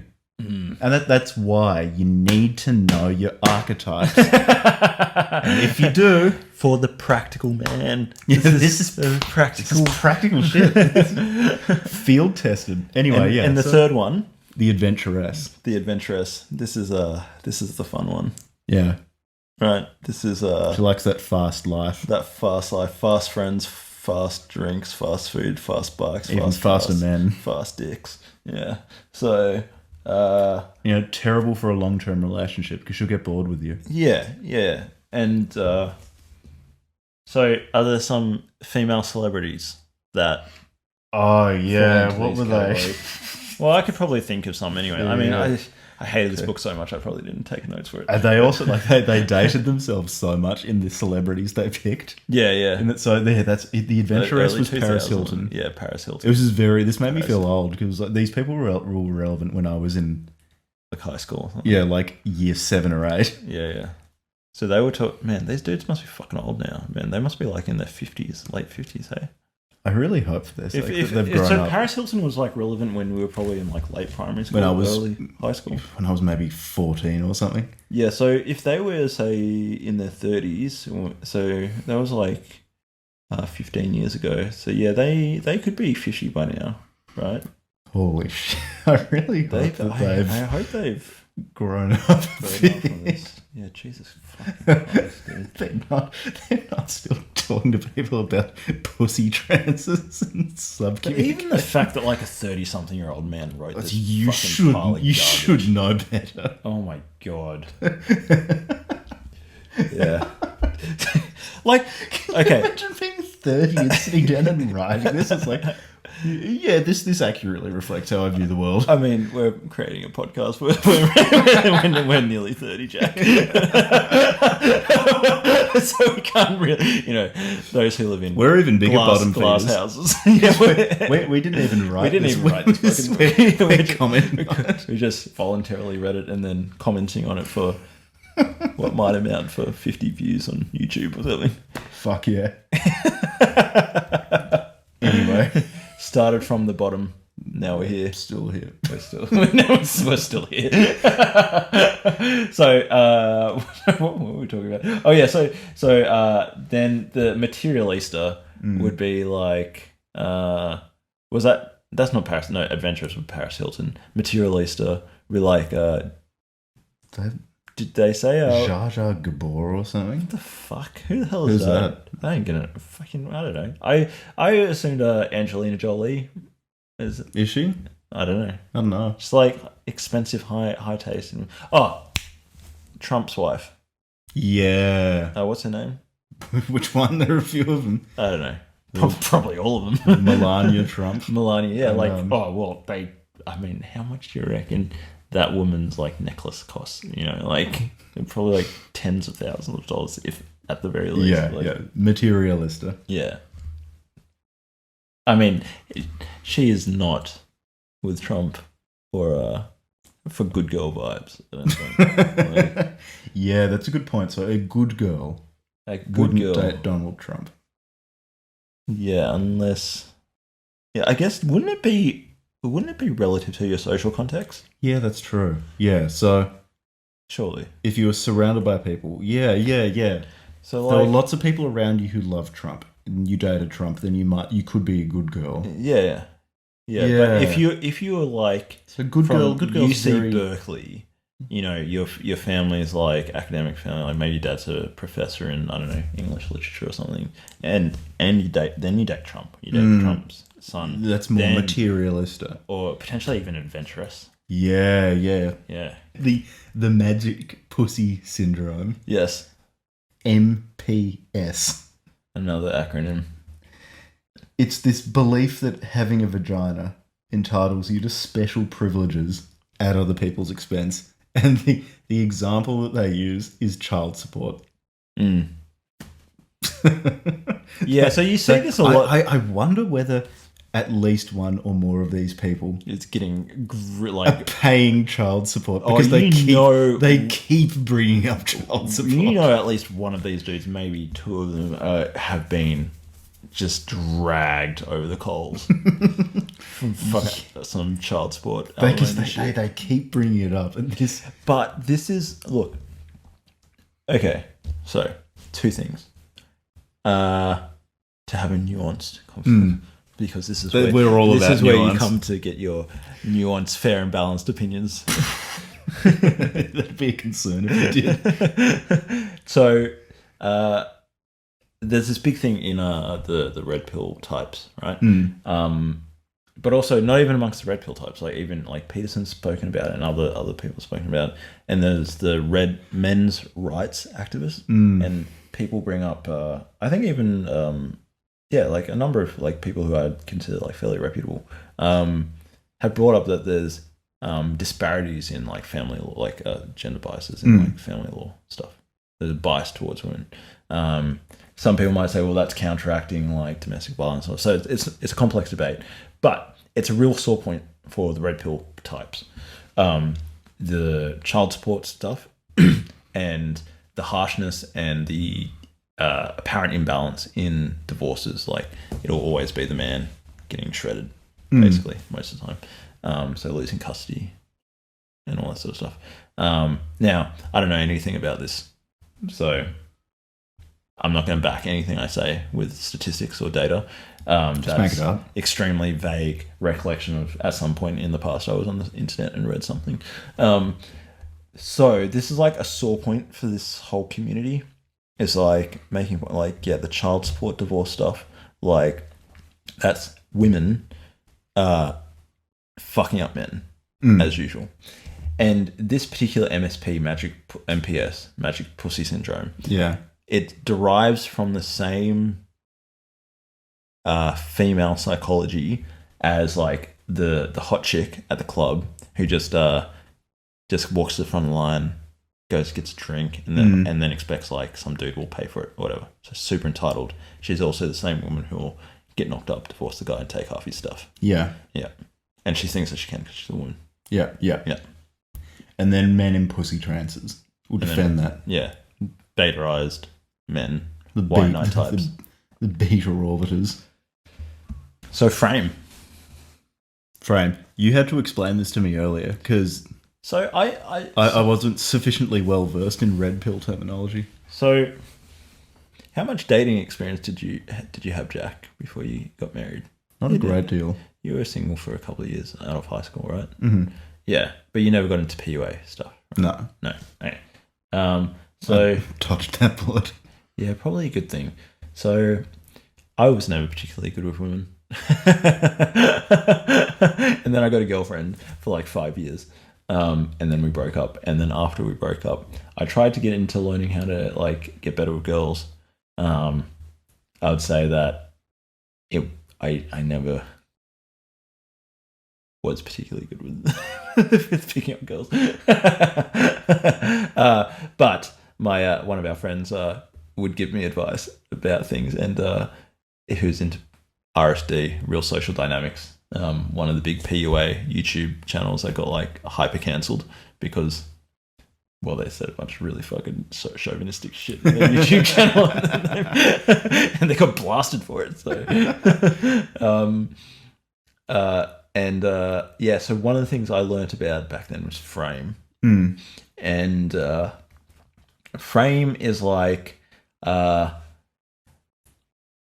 the interpretation, or I guess it's you can think of it like if you're looking at the world, you can have different lenses, and you can observe the same facts. So making a distinction between like the facts of an event. The way I've understood frame, or at least what you're saying, is that two different people bringing their own life experiences or preconceived notions of a situation to the same event might view it in different ways. Yeah. Is that how it works? Yes, no, because frame is also like a social, like it's an interpersonal thing.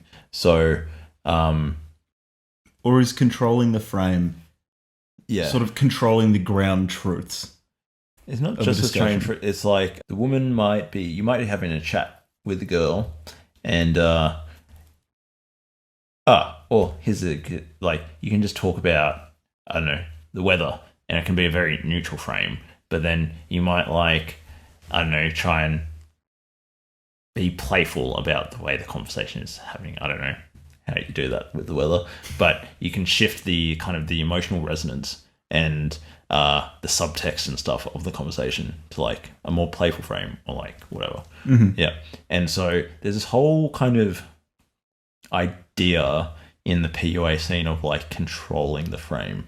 So, and obviously people in PUA community are fucking control freaks. They always want to be controlling fucking everything. So if you're having a conversation, or if you're in a group of people, like they'll tend to be like socially dominant people, right? Mm-hmm. Or people who are more outgoing or whatever, and like the conversation will maybe center around them, whatever. Well, they're setting the frame. And so if they're playful or whatever, if they want to interpret things in a particular way, then they're setting the frame. And in the PUA stuff, they're constantly talking about like controlling the frame, not letting the woman like set the frame. So, yeah. Sorry, this is probably the worst explanation I've ever given. I clearly don't understand my pickup artistry. That might be why you have a girlfriend. The way that frame seemed to come up most often in this book was them talking about how, as a man, you should know what you want out of a situation. Yes. And proceed accordingly. Yeah, like being decisive. You get in trouble with women when you don't quite know what you want, but you know that you're interested in women. Yeah. And they use that. They just toy with you like a cat dismembering a mouse. Yeah. Yeah. Yeah, because women are prey animals. Yeah. I mean, they're predators, and you're a prey animal if you're an decisive beta. Yeah. So I think what they're saying with this is like, if you go in and you just like want to get laid, but you're not like a very strong personality, but you like, people sniff that out and they're just like, you're just trying to get your dick wet, mate. And Which kind of creepy and which is not untrue, actually. Yeah. That sounds fairly reasonable. Yeah. But they just they've given that whole idea the frame. They've given it a term. Yeah. Frame. As with quite a few things in this book, they might be describing something that actually happens. They then overthink it to the point where it stops resembling reality. Oh, the Stoics talk about frames. They talk about frames much better. So, okay. Seneca, the original PUA. No, they talk... Yeah. They actually do. Okay, so, like, you can see, like, okay, some difficult thing happens, and you go, oh, woe is me, that sucks. Like, it's such a hard thing to go through. Or you can think of, like, well, this is a growth opportunity. This is an opportunity for me to overcome this challenge and become a stronger person. Same facts, different frame. Yeah. Yeah, so the Stoics are always talking about reframing things. So insofar as a frame can then become an interpersonal thing, where like two people bring their own respective frames, and then in the conversation there's like a frame of the conversation, one of those two people's, or maybe like a synergy of the two people's frames, will come out. And if you are indecisive or weak or whatever, then the other person's frame will dominate. And if it's in a sexual context with a woman, you don't want to give up the frame to her, because she'll set the frame and she'll screw you. Yeah. Yeah, maybe take your money. Take your lunch money. Yeah, take your lunch money. Maybe even child support. Make you buy a drink, yeah. Lose your house. Yeah. I just met this girl. Just all of a sudden I'm paying alimony. Yeah, so yeah, that's the start. As soon as I started thinking of the Stoics, like, oh yeah, of course, it's a very simple idea. Should put it in the context of pickup archery, it just doesn't make any sense to me. The next concept is self-esteem. Very important. Yeah. There are two types of people in the world. Well, no, so that it's a spectrum between high self-esteem, between the paragon of high self-esteem, the Chad Thundercock who has no concept of anything possibly being wrong with them, all the way down to low self-esteem, whatever the avatar of low self-esteem is. What, like Elliot Rodgers type, or he had too much self-esteem? He was a weird superposition of superposition of messianic impulses and Chad extremely and low Columbine. Yeah. Yeah, mainly he's more of a Columbine, wasn't he? Yeah, definitely more of a mass shooter. So, high self-esteem. Women, we like them. That's what we want. And as with most things in the book, as has probably become obvious, a woman's utility is sex. Like, really, when they talk about women, it ultimately gets back to having sex with them. Having sex. And so, yeah, really, a woman's self-esteem is how they relate to their own sexuality. Yeah. And HSE women, high self-esteem women, comfortable with their sexuality. Yeah, they're very comfortable with their sexuality. Low self-esteem, and this is why you want to avoid them. Low self-esteem women are bad news. Uncomfortable with their sexuality. They're repressed. Might even demonize sex. They'll lash out at you. They hate men. Yeah. They're scared of them. Markers of low self-esteem women, and they bring this up a lot. They say pay attention to her past relationships. Yeah.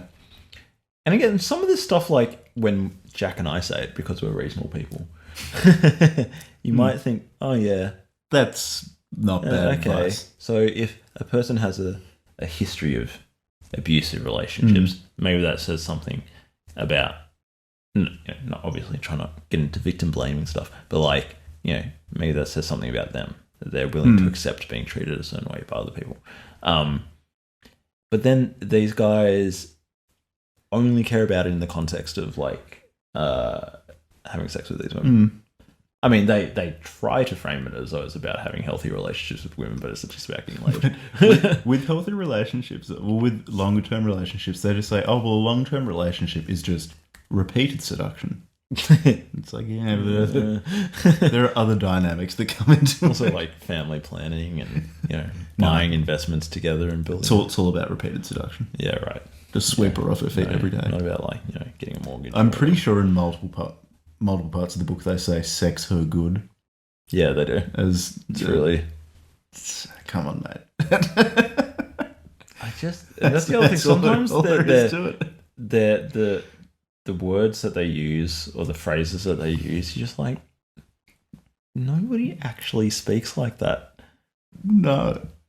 Like it's more like it reads as though they're like, this is how they imagine somebody who's good with women speaks. So they've concocted this like avatar in their head. Like this real down with the kids language. Alpha Chad, yeah, young hip, 20-year-old athletic college stud. This is how he says sex I'm good. And it's just like some sort of pudgy 38-year-old divorcee hiding behind a pseudonym. Like, if you're going to write a book like this, at least fucking own up to it. I'm pretty sure at least two of the authors' names seem like actual names. Franco doesn't seem like a real name. I just don't like Franco. Whenever I hear Franco, I just think of Francisco Franco. I think of the Spanish fascist dictator writing about PUA. I think of James Franco, who I actually like. Okay. He's a pretty good That actor. probably says something about the two of us. The free association with the word Franco. Yeah, I think that does say a lot. So, let's see. Should we move on to screening or sex drive? Probably sex drive, because self-esteem and sex drive work together as this kind of 2x2 grid that you can use to classify women. These are the two primary axes by which the female soul is analysed. Yes. So, if you've ever heard of the Big Five, the ocean, openness, conscientiousness, extroversion, agreeableness, and neuroticism, that decomposition of personality only applies to men. Women, their It's all about personality sex drive. is disaggregated into self-esteem and sex drive. And I suppose also archetype, but... Yeah, I feel like those sit on top of the sex drive, self-esteem. Yeah. Yeah. So it's like, so you analyze them in terms of their sex drive, self-esteem, and you kind of make an assessment. All right, high self-esteem, low sex drive, materialista. Mm-hmm. I figured this woman out. I know what she wants. She's not going to fuck me. She's just going to take my money. Yeah. That's so fucking dumb. Anyways, low sex drive, high sex drive. Do we really need to fucking explain that? Yeah, It's exactly what it says sounds on the like. tin. Yeah. Thank fuck. Okay, so having said that, the next, should we talk about screening? Yeah. Okay, so if you imagine fusing these two things together, we get a 2x2 grid. On one side of the grid, it's high self-esteem, low self-esteem. Say the top row, high self-esteem, bottom row, low self-esteem. And then the two columns, the left column is low sex drive, the right column is high sex drive. You have these 4 buckets of women. And we need to screen out all the ones that we don't want, given what we want in our lives. Yeah. Yes. So what are some of the important concepts in screening? So basically, you don't want low self-esteem women in your life. They're bad news. Wasn't there one exception where they're like low self-esteem, high sex drive women? You can fuck them, but don't keep them Then around. run away. Then run away. Yeah. So if you want to coerce someone into sex, And this is what I mean about like a lot of this book is just about emotional manipulation. Like they just say straight up like, yeah, well, if a person has a high sex drive and a low self-esteem, they're ripe for the picking. It's just like, This is the real world, man. So fucking Just predatory. You're too much of a pansy to see the world for what it really is. I suppose so. Yeah, I guess so. Just like a 30-something-year-old man was like, yeah, okay, low self-esteem woman, but she's got a high sex drive. I am going to exploit the fact that she's got low self-esteem to get my rocks off, and then I'm going to kick her to the curb. Like, it's the way that I'd expect. Like, that's how a 16-year-old thinks. Yeah. Like if these people were teenagers when they wrote this, exactly, I'd think, come on, it's understandable because you're 16 or something. But these three, and remember, if you're three grown men, if you're a grown man writing this, they wrote this together, presumably read it and edited it, even though it's obviously not edited. So three grown men, ostensibly all of them have had at least one, if not multiple, long-term partners. And at the end of that, these three buffoons thought that, yes, this is what we think about the way to treat other people. Yes. Exploit their low self-esteem. Yeah. Anyways, sorry, I've been unpacking this too much. It just really shits me. Okay. So we've got an early frame announcement. Yeah. So with screening, you want, if you're going to commit your time, sorry, I'm getting tired. That's why I keep shorter and shorter. Precious male time to a woman. You want to make sure. Yeah, you want to make sure it's the right woman. Yeah, like you're an alpha male. Yeah, you don't have time to fuck around. You've got choice. You've got so much choice. Time is a zero-sum game. You don't got so much energy. Plus, you're out there being high status, making lots of bank, stacking sats. You know. I don't think anyone who is too into Bitcoin is successful with. Anyway, so you're gonna when you meet a new woman, you're gonna subject her to a battery of tests. Yes, to make sure she's prime. I don't know, prime material for whatever you wish to do with her. Whether it's a long-term relationship, a short-term relationship, or whether you're just gonna let her go. You're gonna see her, realize that she's going to be more trouble than she's worth, and just let it pass. So women will do things like an early frame announcement where they tell you their frame.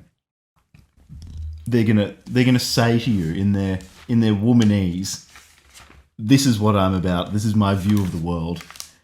And really it's, at least in their telling, it's going to be something quite seemingly insignificant. But if you autistically overanalyze everything that another human being says, it is actually pregnant with meaning. She might say, I am generous to a fault. Most people will hear that and think, okay, she's very generous. She wants you to know that she's generous. So it's social signaling, yes. There is something to analyse there, but not much.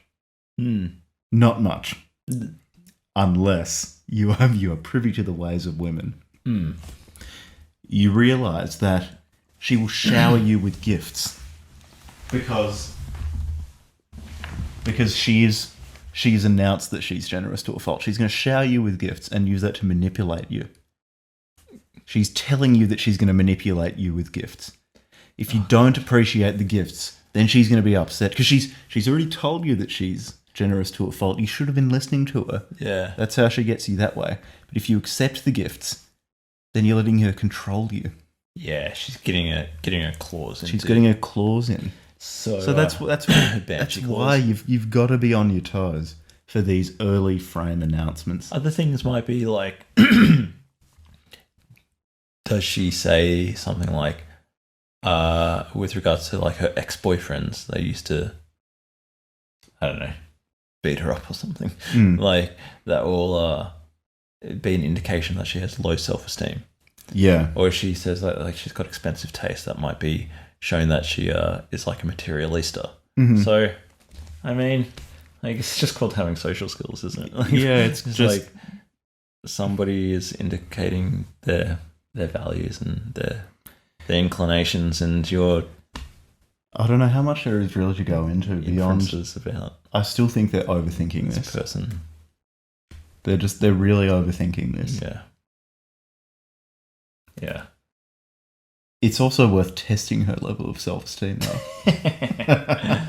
And this is basically where you just progressively insult her more and more and more until she asks you to stop. And that will determine her level of self-esteem. And the thing is, if she's low self-esteem, then she'll let you just keep on escalating and escalating. And she loves it. She gets turned on by it. Potentially even gets turned on by it. Yeah.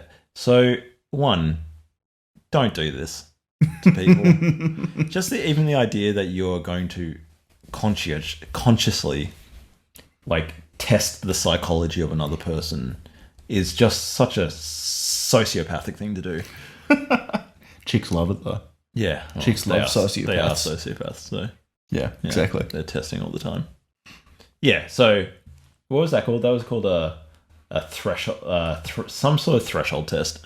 So they had some bullshit term for it. What about the compliance test? The compliance test. Where you just ask her to do something, and depending on how she reacts, you know that she's a high or a low self-esteem woman. Yeah. Because high self-esteem women, they respond to a male leader. Yes. And so I suppose you need to be asking in a very masculine, dominant way. Yeah. But supposing you do that, if she's high... The inflection in your voice has to go down at the end. Not up like this. If you growl at her, bare your teeth. If you do all the right things, you should just make guttural noises at her. She'll just do what you want. She should maybe roll over on her back, expose her underside to you. Just lick your snout. Or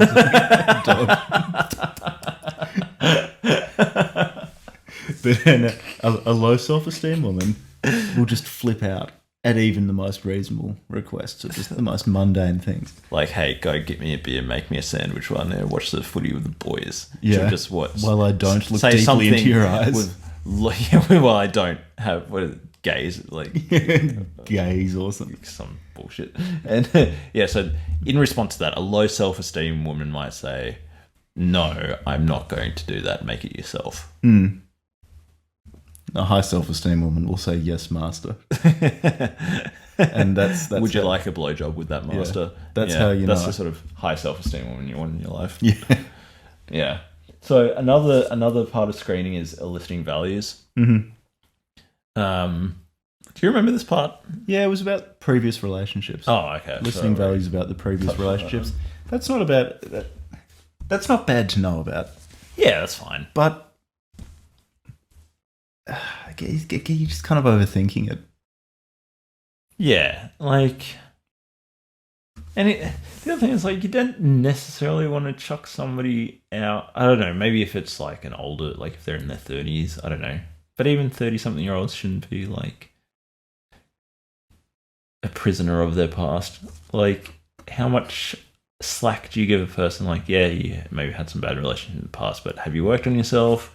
Have you gone to counselling? Like, have you sorted that stuff out? Or you're just like, no, you're just going to be like that forever.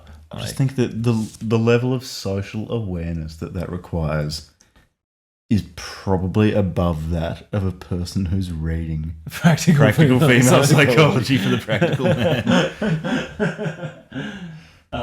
Okay. I don't want to make too many assumptions about the intended audience of this book, but maybe I've been making a lot of assumptions. Maybe there's a lot of social awareness that we're just taking for granted. I don't think that I have particularly high social awareness, Jack. I don't think of myself in that way, but reading this book makes me wonder. Maybe I'm a genius. maybe. Yeah. Well, for context, maybe it's like I just intuitively understand the people's emotions.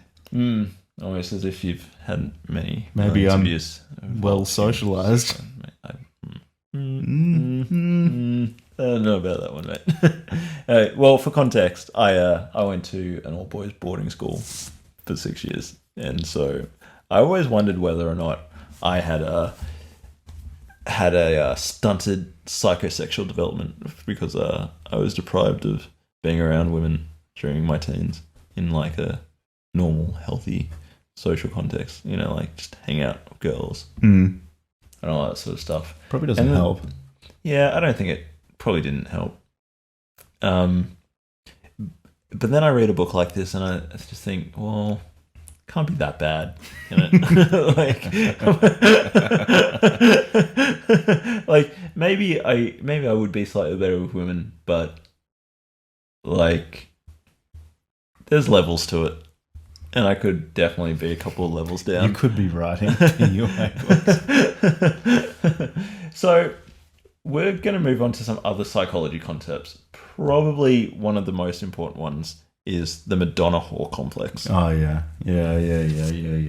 So this is foundational to their worldview. The Madonna whore complex, this is Madonna not as in the superstar, but as in like, you know, the mother of Jesus the mother Christ. of Jesus Christ, our Mother Mary, Madonna from Catholicism. So Madonna is a saint. You know, it's also a mother figure. Mm-hmm. So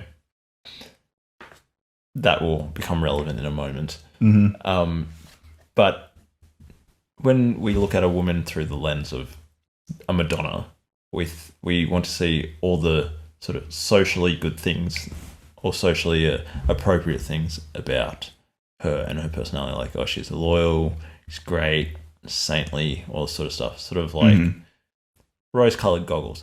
And then whore, well, what's a whore? Like, what's a whore, right? So doesn't take much explaining.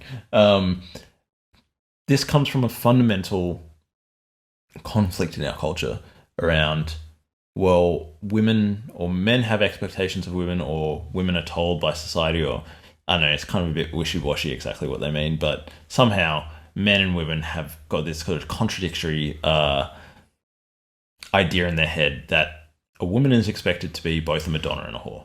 Mm-hmm. And a lot of problems come from the fact that men idealize, say, their partner through the Madonna lens, but then also want their partner to be like a whore, but then will like stigmatize sexual behavior and that sort of stuff. Yeah. And they offer a few explanations for why this happens, for why men feel that their partners are so pure, Madonna-like, that they can't be sullied by something as unclean as sex. Yes. Yeah. So they offer a Freudian argument and say, okay, well, the Madonna is derived from a boy's relationship with his mother. Yeah. And incest is bad. And they take their mother to be the Madonna, the perfect woman. When they date and marry another woman, the esteem which they hold their mother in is transferred to their wife. Yeah, they're projecting their... And because they don't want to commit relationship incest, onto women. the idea of having sex with their wife disgusts them. Is like imputed to the wife psychologically. Yeah, so they do things like watch all sorts of fucked up porn. Yeah. Like And enjoy that on some level. jump on LimeWire, get some horse porn. LimeWire. Just wanted to watch Fight Club. They'll spend all of their time, their Kuma-addled brains, bent by disreputable websites or file sharing networks. So on some level, they appreciate the whore part of this Madonna-whore dichotomy, but resent her at the same time. Yeah. It's very similar to the lover-provider thing. You sort of... This is catch-22, where you want two mutually exclusive things from a person. Yeah. Yeah. So they'll have a dead bedroom because they refuse to have sex with their wife. Yeah. And again, I just think that there's just probably a high likelihood that one or all of them experienced a loveless, sexless marriage, and then they're trying to explain that retroactively, but without... And here's the irony of their accusations, or their claims that women don't take responsibility for their own emotions, is that this entire book entire book is 3 divorced men not taking responsibility for their broken relationships. Yeah, that sounds fair. Concocting an elaborate scheme to blame society and evolution of what for their broken marriages. Yeah, that's actually a pretty good description of practical female psychology. I think that pretty much sums it up. Yeah. It's Madonna Hall complex. I guess if I'm going to be really charitable, there are aspects of it that might be descriptive in that obviously, say, with the prevalence of porn, there is desire for women to be performing all sorts of sex acts that men wouldn't want their wives or their girlfriends performing. Or on some level they want the acts, but they don't not with a woman that they respect. They won't respect a woman who does it. Degrading. Yeah. Yeah, and the other thing that I'd say is that, like, society, especially a large complex society like any industrialized nation, millions of people, will have lots of conflicting perspectives and communicating conflicting messages about, like, is this body image desirable? Is this body image desirable? Or is this how a woman should act? Or is this how a man should act? Or is this acceptable sexual behavior? Is this acceptable? But it's just there's not like a the thing that I disagree with about these sort of texts, and actually the way that a lot of, like, feminists talk about similar issues, but on the female side, is it's like there's almost this talk of, like, society sends mixed messages, or, like, our culture sends mixed messages to people, as though our culture or our society is like a monolith that has some sort of intentionality, and that intentionality is to confuse people and to send mixed messages. And it's actually, it's like, no, there's a whole bunch of people living in the same area with a whole bunch of different means and a bunch of different ends and a bunch of different perspectives, and they're all trying to communicate to one another at various scales, and some of them have perspective X and are communicating that, and some of them have perspective not X but Y and are communicating that, and to view them as one sort of hegemonic whole that is communicating mixed messages is just a fundamental misapprehension of the fabric of our reality as social animals. We live in just a highly complex informational environment, and there's going to be opposing points of view in any large, sophisticated society. Don't need to, like, get into borderline conspiratorial ways of attributing mixed intentionality to media and communications. That's my rant on that, because I've seen that argument so many fucking times. It pissed me off. That sounds very reasonable. Yeah, I should stop that. Fortunately, though, the way that you can get around the Madonna Hall complex... Oh, sorry. is just... sorry, I got off on a tangent there. It's just for loving women for who they are. Oh, yeah. Yeah. That's it. That's it. That's all. So if she wants to have a gangbang and be your wife, you better say yes. But that also feels like something that none of the authors of the book would be down for. Yeah, well, they definitely want to have multiple girlfriends. I don't know. Women who want that they didn't really take a clear stand, did they, on female hypergamy? No, not in this book. But you were going through Franco's Twitter feed before, and Franco's Twitter is he definitely likes it as it is exactly Franco Seduction. Exactly what you think it would be. Yeah. At Franco Seduction. No, he's not a fan.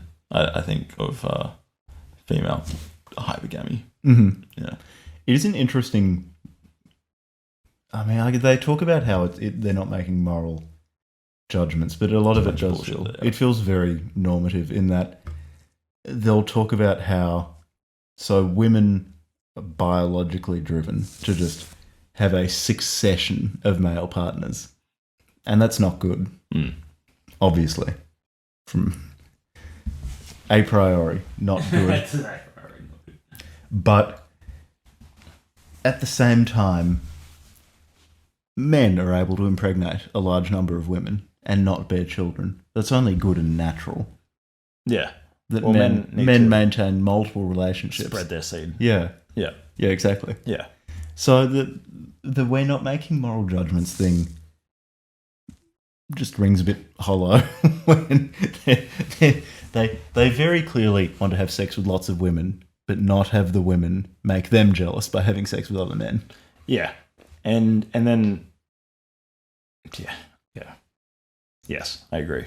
So What have we got next? betarization. Do you want to explain this one, Jack?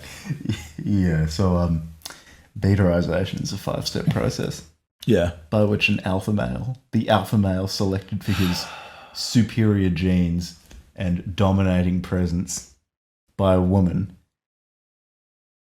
is broken. He's made from her lover into her provider, and in that process, she comes to resent him, then kicks him to the curb, saddled with alimony payments, and finds another alpha. So this was quite a long section. They clearly, this is something they've clearly all thought about a lot. Maybe because of personal experience. I'm not sure. Yeah. Probably from personal experience. Yeah.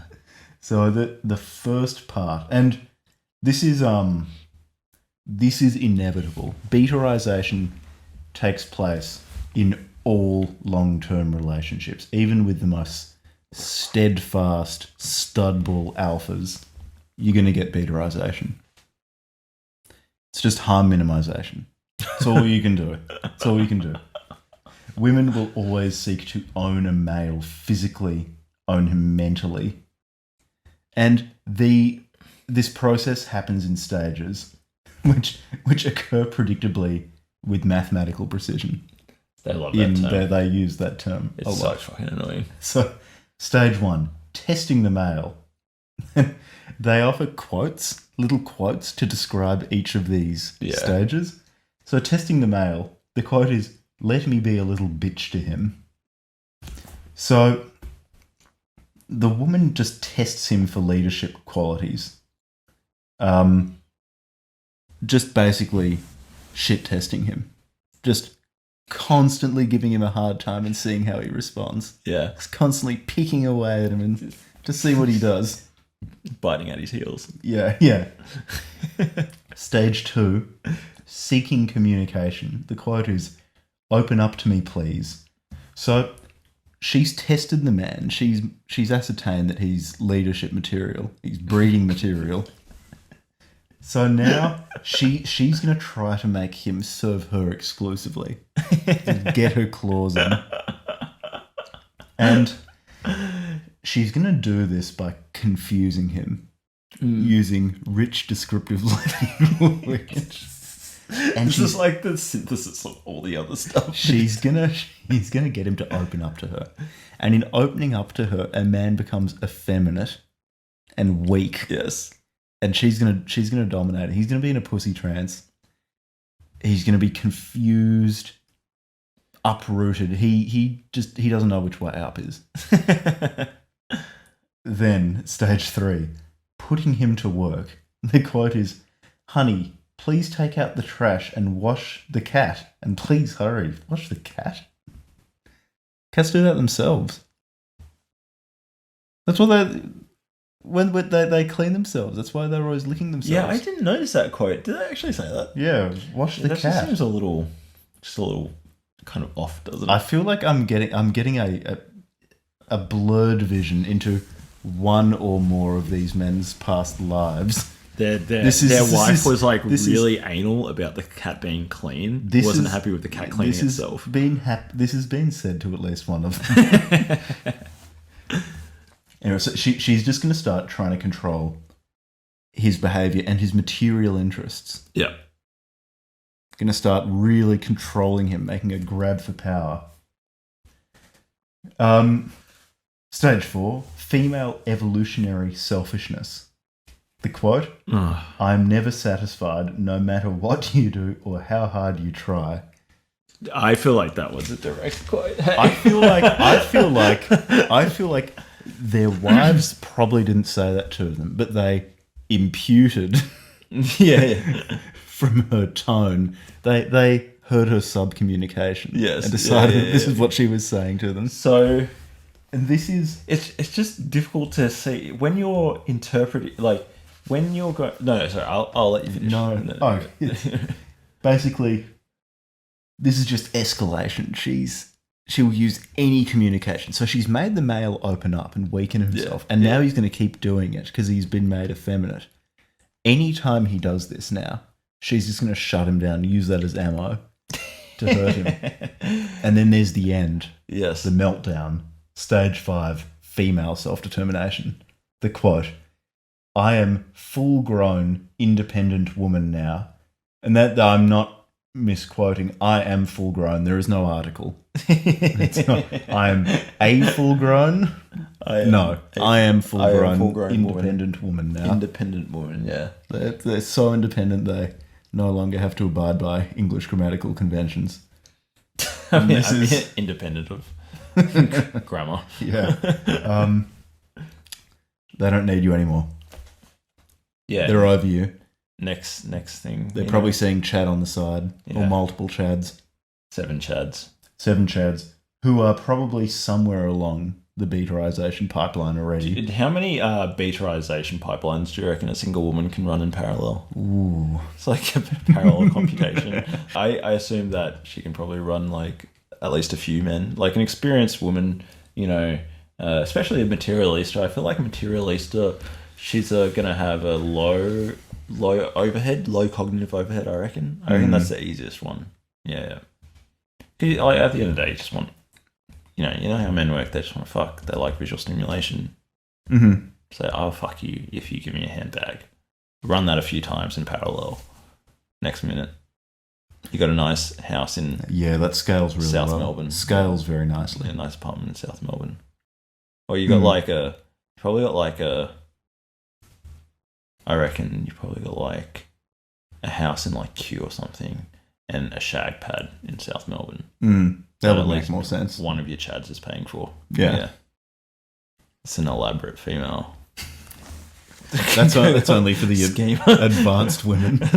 Yeah, this is like some like Yoda level female psychology going on here. I mean, it's a practical advice.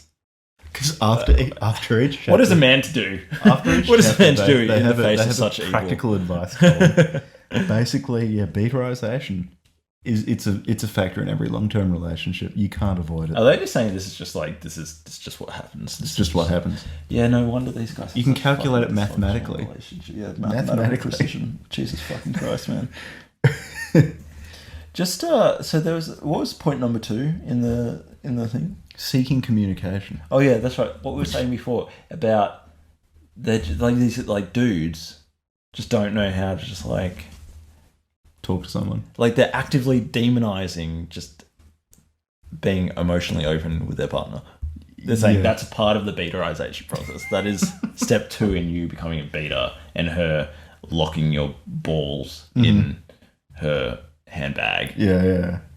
Is so like all the men who have read this fucking book and actually like thought like took it seriously, they now have in their head like, okay, if a woman is asking me to be emotionally open with her in a relationship with her, she is betarizing me. Yeah, this is danger. Got to lock that down. Yes. It's and they say that when she's asking for communication, it's a power grab, but you can distract her because she also just needs sex. Yeah. And Franco to the rescue.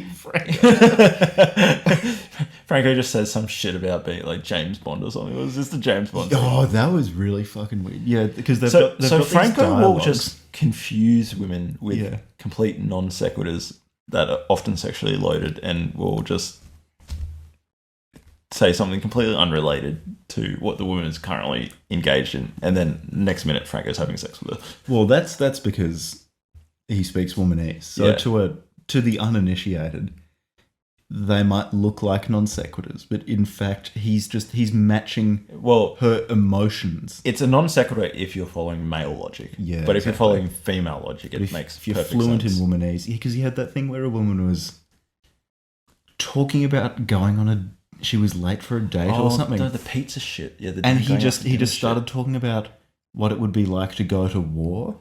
Yeah, that's right. Yeah.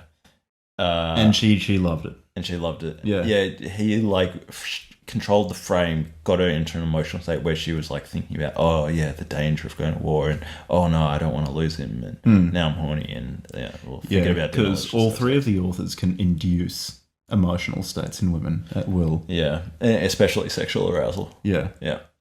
ASD, anti-slut defense. Yeah, the Look, this is just some female fucking psychological jujitsu where she doesn't want to be perceived as a slut, basically. So like she'll be very conscious of being perceived as sexually promiscuous. Mm-hmm. So you need to have discretion. So this is why mastering the art of female subcommunication is important, because you need to communicate to her that you don't perceive her as a slut, you accept her sexuality. Mm-hmm. And when, say, something taboo comes up in conversation or whatever, or there's like fet shaming or whatnot, you need to communicate with her, subcommunicate with her that you're like cool with what's going on, and not demonize her and stuff. Because if you like jump in on like say fet bashing or whatever, or just like being uncomfortable with sex and sex talk, she'll pick up on that. She won't want to be perceived as a slut or whatever, and she'll clam up. Yeah, and remember, you want to be the lover and not the provider. Yeah. What do lovers not do? Judge. They don't judge. They do not judge female sexuality. Yeah, exactly. So, yeah, that's pretty straightforward. Just be aware. Obvious. She'll clam up if you get judgy about sex. And related. The last thing we want to related do is the last minute resistance too. Yeah. Because that's subtly different. Because similarly, yes, it'll be, you think you're about to have sex with her, and then she says, no, we should stop. But this is actually a test. Well, it can be two things. So they talk about legitimate last minute resistance. Oh, God. Illegitimate last minute resistance is what low self-esteem women do, where they're scared of men. Yes. And that's illegitimate, so they don't actually offer any advice what to do with that. Yeah, and then they said something about a rapo game or something, and I don't know. To be honest, man, at this point in the book, I was really just skim reading it. Checked out. And I was pretty checked out. I saw the rapo game. I sort of did a double take, and it's like, I don't even know, something about not wanting to be accused of being a rapist, I think. I assume that last minute resistance should just be interpreted as if somebody says no to your sexual advances, you should just accept that and stop making sexual advances. Well, this is where they give good advice. I think okay, good. As we've come across several times in this podcast, the working might be a bit wonky, but they actually get to the right answer. In that, so with legitimate last minute resistance, for high self-esteem women, they're testing you still. Yeah, they're testing. Do you need them? Do you need to have sex with them, or are you a strong, independent man who doesn't need no woman? Yeah. So what you should do if she says we should stop? Yeah, stop. Just stop. Show her that you don't need her. Yeah. So, I give him like half mark on that because it's like you stopped. You stopped. So maybe you get like, if it's 2 mark question, you get like a 1.5 because you stopped. Great. Yeah. Good on you. Good. You did good. You did the bare minimum. Yeah. But your reasoning's a bit wonky. And also your motivations are a bit wonky because they stopped in order to be able to have sex with them later. Yeah. Exactly. They're not stopping because they actually care about the other person. No, that's for the thoroughly beta eyes. They're stopping because, no, I need to demonstrate that. Play it cool. When she says, I don't need her, she'll fuck me anyway. James Bond. She's gonna be all slobbering all over my dick in half a minute. Mm-hmm. If I say no now. Yeah. No, this is like what's going through this fucking dude's mind. Yeah. So, and what do they say about low self-esteem women? Well, they either... So there's the super bad cases where they just hate men. Yeah. But most of the time they're just... Like Solanus. Yeah. But I feel like Solanus wouldn't fuck around with anybody who's read female psychology. Just try to shoot them. Stab him. Yeah. You know, I dislike this book so fucking much. Like... If I had to put Solanus in a room with these three fucking dudes, I'd put money on Solanus fucking ripping their fucking puny little heads off. And I'd egg her on. Yeah, she had the crazy eyes. She had the crazy eyes. Jesus Christ. Yeah. Well, yeah. What else do we have? She's a trooper. Female manipulation. This is they list manipulation tests. Yeah, they list all these ways that women will test. I don't really want to go over all of them. Basically, women are manipulative, and there's a bunch of. I guess we should go over a couple of them. Let's go over the double bind. Yeah, they like the double bind so much. I'm pretty sure they have 2 different sections on the same thing. Yeah. So the double bind is essentially where somebody asks you to do something. It's contradictory. You can't technically fulfill it without violating at least one of the 2 terms of, say, like the injunction or the command. And additionally, you can't partake in meta communication, so you can't communicate about the communication. So you can't ask about what you've been told or asked to do. Then because of that, the victim is then in this bind where you can't fulfill the request and you can't communicate about the request itself. And so you've just got to do something, and no matter what you do, you're going to get it wrong. So you're fucked. Like, do I look fat in this? Yes. Is one among several that they bring up. They gave a lot of examples. Yeah, how many times? Past marriage, I'm sure this. If you just took this book as like an insight into these guys' past marriages, which I'm pretty sure it is. This is like these guys just had completely dysfunctional marriages. Like, and I'm sure it was partially their partner's faults, but I 100% guarantee like it was. Well, you know, it's like in a relationship. It's also partly their fault. And it's just like so much projection. Oh, now I'm being a psychologist. I'm just going to stop right there. Yeah. So basically, the way that you get out of this is pretty much just by doing a complete non sequitur. So they've got 2 examples. One with Franco, one with David Clare. Yeah. Franco's was, so in the dialogue, woman, you never share your emotions with me. Franco, yeah, so scratch my back, please. Boom. Solved. Next minute, Franco's having sex with her. So that's one way out of it. Demand a back scratch. Or like, what are you? Or bear or something? Escalate sexually. Or escalate is the other way, because the woman just forgets about what she was angry about because you're having sex now. So, got woman, does this dress make me look fat? David Clare, yeah, a big fat butt. That's what I like. Gonna get me some big fat butt. In brackets, pets her butt. There you go. Wouldn't it just be nice if, like, you go to, like, hey, why don't you just be, like, playful and have fun with your girl instead of turning it into this thing like, oh, yeah, she's putting you in a double bind. It's classic female manipulation. What we were talking about earlier, about how this is just a manual to sabotage your relationships. Yeah. They're talking about the bait and switch, which is where a woman or a female offers something. Jack's getting really short on this one. I'm tired and I didn't like the book. She offers the male something. Say, interest in one of your hobbies. As a person who loves you might do. There's such a good section on the book. Oh, it's so fucking good. But then, as soon as she gets what she wants, like marriage or a child, she takes it away. And so a good example of this would be a low sex drive woman who knows that you want to have sex and will have sex with you until you put a ring on it. And then she knows that she's locked you down. So she starts withdrawing the sex. Yeah.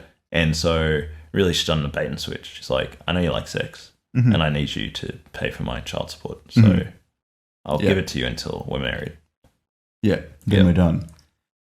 There's that. But then there was this other one. So in the section on detecting the bait and switch. So good. Such a good section. It's This was probably my favourite part of the book. Yeah. So women know that men like hobbies. Women know that men like things that men are interested in. Huh. If a man is interested in something, that's a sure sign that he likes it. And women have picked up on this. So if she's never been interested in your hobby before, but suddenly she's obsessed with it or interested, it's got to set off some alarm bells. It's not because she's interested in you and what you're interested in. No. This is a manipulation tactic. Yes. So, a nice concrete example. I've got the example of how you stop women from getting into your hobbies. So, you take her out and engage her in your hobby. Yeah. So, say surfing. Yeah. Yeah. You take her out and you make sure it's on a rainy day or it's cold. Shitty conditions. Or it's rough really conditions. Troughy. Not nice. Take her out. 7-foot wave. Full of sharks. Full of sharks. Over coral. Take her out to the pipeline. Super fucking big waves. So it's tiny, babe. Yeah, so you got to be careful. It can't be too obvious. It can't be in a typhoon or something. Something obvious. Severe weather warning coming in. Babe, I don't know if this is safe. No, that's right, babe. I love it like this. Fucking love it, babe. Well, yeah, gnarly. This is when it's best. Yeah, so you make it so that it's plausible that this is actually what your hobby's like and that it's actually really unpleasant. And you need plausible deniability. And you need to make sure that she sees you loving it. And she'll be doing it and she'll be trying to like it because she's into you and she's trying to share with the person she's interested in something that they're interested in, which is actually not uncommon for humans to do. To, try out new activities if they like the person. Yeah. It's I would like regard that as actually quite a normal thing to do. And even somebody's investing time and putting themselves not out even there. normal, but quite nice. Quite nice. Like, oh yeah, this person hasn't done this thing before. They want to give it a go with me. But no, women are trash and you can't trust them. But you just interpret that as she's trying to manipulate me with the bait and switch. So in order to defend myself against this, I will... This subterfuge, I will... Yeah, you engineer a day, which is uncomfortable, but you pretend that you love it, so she thinks that this is what your hobby's always like. Yes. So, and then you need to make sure the discomfort is not something that she can blame on you. Yes, because remember, women will try to externalize the responsibility for their emotional states on their external environment, especially men. So you need to not give her a reason to some 4D chess shit. You need to go out, choppy weather. You don't control the weather, do you, Jack? No, I don't. I don't fucking control La Nina. I chose the day I went out to take you on, this surfing trip or whatever. Yeah. So how many layers deep do you have to get? Like the computational complexity that she needs to perform to pin it on you. You need to think okay, well, we had to go out on this day because I'm working the rest of the week, and I don't know, we had to go to this particular beach because all the other beaches had shark warnings or something. Like how they've got, or you can just keep agreeing to take her and never doing it. Just keep flaking. This is just how to be a prick. It's just how to be a 5-year-old. How to be an asshole to your girlfriend. and then, but if you do take her out on the shitty day, after she's had the shitty experience, one, you got to pretend that you really loved it, so you're like into it. So it's like, and then ask her out again in the future, but only ask her out again in similarly shitty conditions. Yeah. So that you're like, it's like some inverse Pavlovian conditioning right here, right? You are conditioning her to, like, you're framing yourself to be the good guy. You're trying to include her in your hobbies. Yeah. You're doing your best. You put the offer out there. As a man always does. With With no ill intent. Unless he's trying to cut his girlfriend out of his hobbies. Because he doesn't want to be bait and switch, because she doesn't have any just genuine interest in what he having does. a shared activity with you. Yeah. No, she only wants to bait and switch you, to manipulate you. There's the ambush. I think the ambush is worth talking about. Yeah, so I've got a quote. So basically, a man is working really hard to provide for his woman, maybe even child. She's at home doing nothing. He's had a really hard day at the office. He's coming home, opens the front door, and, quote, "There is a top-level predator in his house, a female of the species Homo sapiens, lurking in ambush near the door." And this is when they repeatedly say, "Oh, we're not making any judgments of women." When you read things like this, you think, "Oh, you had a really bad divorce, didn't you?" Yeah. You don't like women much. I don't know where the fuck they get off saying that they're not being judgmental about women. It's just like non-stop demonization of women. This is the picture. Anyway, so I guess give them some like poetic license. They're trying to, but like the thing is, men aren't supposed to use descriptive language, so I got to take them at face value. Yeah. So no poetic license. Men don't dissimulate. No, they're just straightforward, unless they're trying to convince a woman not to enjoy their hobby. Then they're actually capable of quite a lot of subterfuge. So there is an evolutionary reason for why women ambush men like this. It's because males need quiet between hunts or battles in order to recuperate. And women, they instinctually recognize this is a time of weakness when a man is returning from a battle or a hunt, which in today's context is coming home from work. Yes. Yeah. Why? Like, I don't see why they could. Like, why did they have to say like you're just coming home from work? You've been like 8 hours at work, 2-hour drive, like an hour each side. So you've been out of the house for 10 hours. And then you got groceries on the way home. Like, you're probably tired, and they got to like just embed it in all this like nonsense to do with like hunting and stuff and all this sort of like try and make it some grander thing or whatever. It's just, anyways, I'm getting tired. Fuck these guys.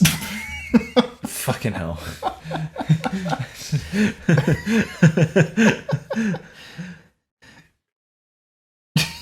It's just fuck the other. Like, okay, there's a whole bunch of manipulative things that women do, and let's bear in mind that they're saying that women are being manipulative, say with the bait and switch, and then they just say, well, this is how you manipulate them back. You manipulate. But okay, so that's all the psychology. So the capstone of this great archway of a book is how the qualities of an alpha male, how to be an alpha male. Fuck. Yeah, that's right. So in the face of just the complexity and the ancientness of female psychology and communication, how does one learn how to deal with this? So we've just read all this stuff. So now we know about female psychology. Now we need to enact some sort of way of being. We need to be an alpha. Yeah, be an alpha. Be an alpha.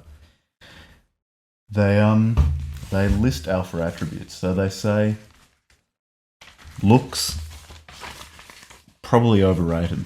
Skin deep. Yeah. Yeah. What you really need is to behave like an alpha. Yeah.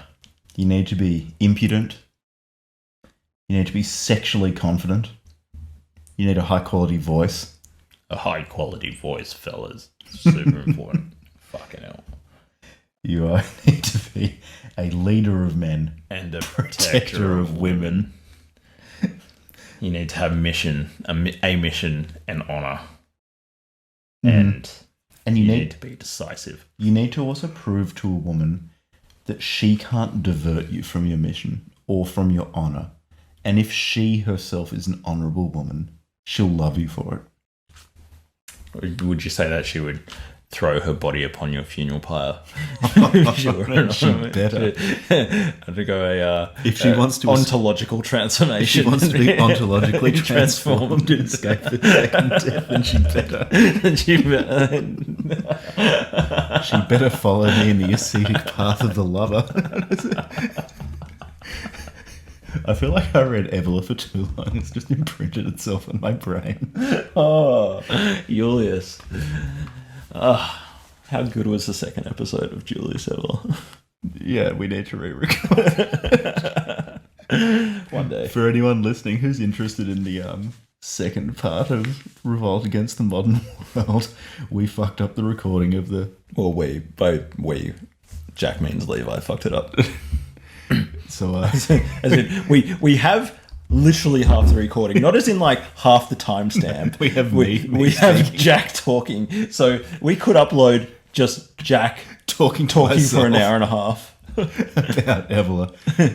Depending, where you'll have no context of like what he's responding to,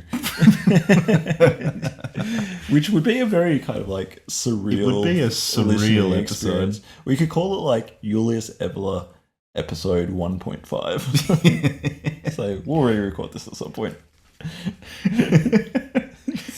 Depending on popular demand, we will either re-record the episode or just upload my audio. Do you reckon Leshy would listen to it? Oh, I hope so. Leshy was pretty keen on the first person to ever comment. Shout out to Leshy. You're a champion. So anyway, what else have we got? Because also alpha, fucking sick of this. Alpha attributes were all the ones we just listed, but also the other one is like dominance and social status. Oh, yeah. The classic thing is like, the cocky and funny that comes from like some fucking pickup artist cunt. That makes sense. If people like funny people and people like confident people, that's just not a revelation. But there's this whole theme, or there's a meme in the PUA thing which is called cocky and funny. Oh really? Yeah, it's like a thing. So there's this guy named there's like this pickup. What was his name? Like some. It doesn't matter. Some fucking guy. And he was one of the early days of like peacocking and all that sort of stuff, and came up cocky. Is peacocking where you wear stupid shit? No, it's where get people's attention. It's where your plumage grows in complexity over evolutionary time, and he's like, you literally walk into a club with like prehensile feathers. Absolutely irresistible. God, these people. There's just this documentary of this guy, this motherfucker walks into a club with this like big purple hat. Mystery! That's what, because these pickup artists, they gave themselves like these pseudonyms, right? Like in the field, to go out in the field, they're called Mystery. What's your name? Franco. Mystery, yeah. I mean, it's pretty funny. It's a typical American thing to do. They just gotta like do some weird shit to try and stand out. Okay, so anyways, long story short, increased status equals increased female sexual attraction and arousal. Yeah, right. And women test men for true alpha traits. Therefore, you can't fake it, bro. And remember, the testing never ends. Whether you've just met her or whether you're 8 years deep in a marriage or whether you're 8 years deep in a divorce and getting your nuts dragged through a fucking field of glass. Wow, that's She's always testing you. okay. So be an alpha. Be an alpha. Okay. Okay. All right, let's bring it in, fellas. What do you think of Good it? game. Good game. GG. It's Darren Lockie here, boys. Yeah, we played a good game and we can quite get it up there. Fellas, we played hard, but we didn't quite finish off. They just saw us through, outworked us at the end there. Is this an example of an Darren Lockyer, the most alpha man to have ever graced the great southern continent. He's the NFL player? No, he's the former captain of the Broncos. Okay. Yeah. He sounds like he gargled nails every morning. But even he would be beaterized in a long-term relationship. No doubt he's been beaterized by some cunning female predator. Ambushed him every day after he came home from a long day of training in the NRL. He just needed some quiet after a battle on the rugby field. The most vicious predator known. The human female. The human female is waiting there. Darren, did you get some fucking Brussels sprouts on the way home from footy? Did you wash the cat, mate? Did you wash the cat? Anyways, okay. Final thoughts. Okay. This just wasn't very good. It wasn't hard to read, so I'll give them that. It was hard to read from the perspective of it was just like mind-numbingly boring. Yeah, it was quite boring. Yeah. The short dialogue sections I enjoyed because the dialogue is just so poorly written. Yeah. That it clearly didn't happen. Yeah. No human being speaks like this. Yeah, this is they imagined what they thought it looks like to be alpha, and then they wrote a dialogue to that. It feels like observing, say, if aliens watched how humans interact and tried to recreate it. I feel like the dialogues are almost the sort of thing that I would feel as though I were witnessing when I'm on acid. You know, like when you're on acid, like things just feel like really weird and surreal. Mm-hmm. So you like might listen to a dialogue and it's just like things just like disjointed and stuff. That's what their writing is like. Yeah. Except it's not nearly as entertaining as being on acid. No, but that was one of the highlights of the book. Yeah. Franco telling a woman at a train station about being James Bond or going to war or something like that. Sleeping with her. Yeah. Yeah. What other positive aspects were there of this book? Because I feel like we've spent this whole episode just shitting on it. So yeah, we weren't very generous with this one. Maybe, like, I'm not going to be generous if there's not much. I feel like we started out the podcast trying to be more like open-minded. Like, if you listen to Bronze Age, we try to explain his point of view without ripping into him too much. This episode, we just fucking jumped straight into it. Man. I don't know. I just got sick of this book. Yeah, it doesn't. There are other books talking about objectionable things have redeeming qualities that allow me to push through them. Yeah. Well, you like the little snippets of dialogue, right? Yeah, but that's not enough to get you through 200 pages. No. I would say there's, in my estimation, there's nothing redeemable about this book. It's not even... So I suppose if they went much more offensive, then that would be something redeemable in my eyes, because at least that would be fun. Yeah. It's just quite boring. Yes. It's dull. Yeah.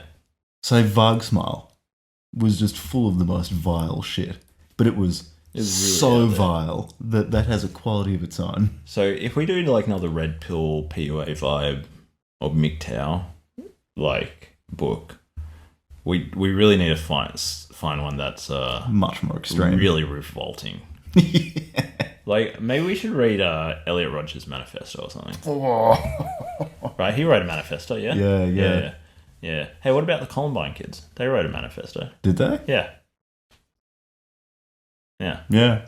Yeah. Anyways, look, these guys suck. It's this uncomfortable middle ground where it's far from something I agree with, but it's not. It doesn't bring anything particularly exciting to the table. It's just dull and kind of pathetic. Yeah, I'd say that's that's probably the main thing that's You irritating really me. just It's just kind of nailed it. pathetic. dull and pathetic.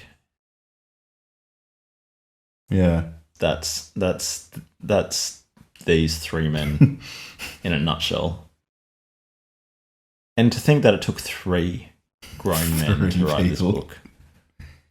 If I had written this book and it was 15 years later and I was looking back on it, I'd be really truly ashamed of myself. Yeah. I'd change my name. Maybe to some pseudonym like Franco. Yeah. Yeah. Mystery. Do I have any other final thoughts? There is one redeeming thing about it. Early in the book, they make reference to 3 other books that are actually apparently good books, including one Matt Ridley book, Red Queen. Okay. Yeah, and those are actually, the Red Queen's a good book. And but the thing is, these fucking red pill cunts, like, I shouldn't swearing so much. The red pill community has picked up on Ridley's Red Queen and just gone with it. And, like, they fucking love it. But, like, I just don't think that Matt Ridley would like that. He just seems like a very sensible person who's actually scientifically educated. And these guys have just, like, they're just using his scientific exploration to justify their horrible worldview. Yeah. Anyway, I think this is one of the lessons to take from this episode is I'm much more intolerant of someone being boring than I am of someone being horrible. Yeah. Yeah, I would say, can we please not read another boring book? I mean, I'm sure it'll happen. If we can avoid it, let's try not to read another boring book. Yeah, because at least so ratings, and then there's one more. Yeah, ratings. I don't know. It was just so dull and kind of pathetic. So I don't know, 3 out of 10. I give it. I don't know how seriously anyone takes these ratings. It is totally arbitrary. Yeah, I give it 3 out of 3 Dropkick Stooges. Wait, so full marks? Yeah, but it's full marks in being Stooges. Oh, okay. So you've just run off with another rating system. I don't recommend Practical Female Psychology for the practical man. No, don't read it. It's if you're thinking about reading it, don't read it. Just don't read it. Really if you're thinking boring. about reading it because you think that you like need to get better at picking up women, just go and have some, make friends with some girls. Go and date some girls. Go date. You don't need to read this stuff. Just go on a few dates. Figure it out for yourself. Yeah. Just be confident, bro. Just and don't manipulate people. That's a very wholesome message to end on.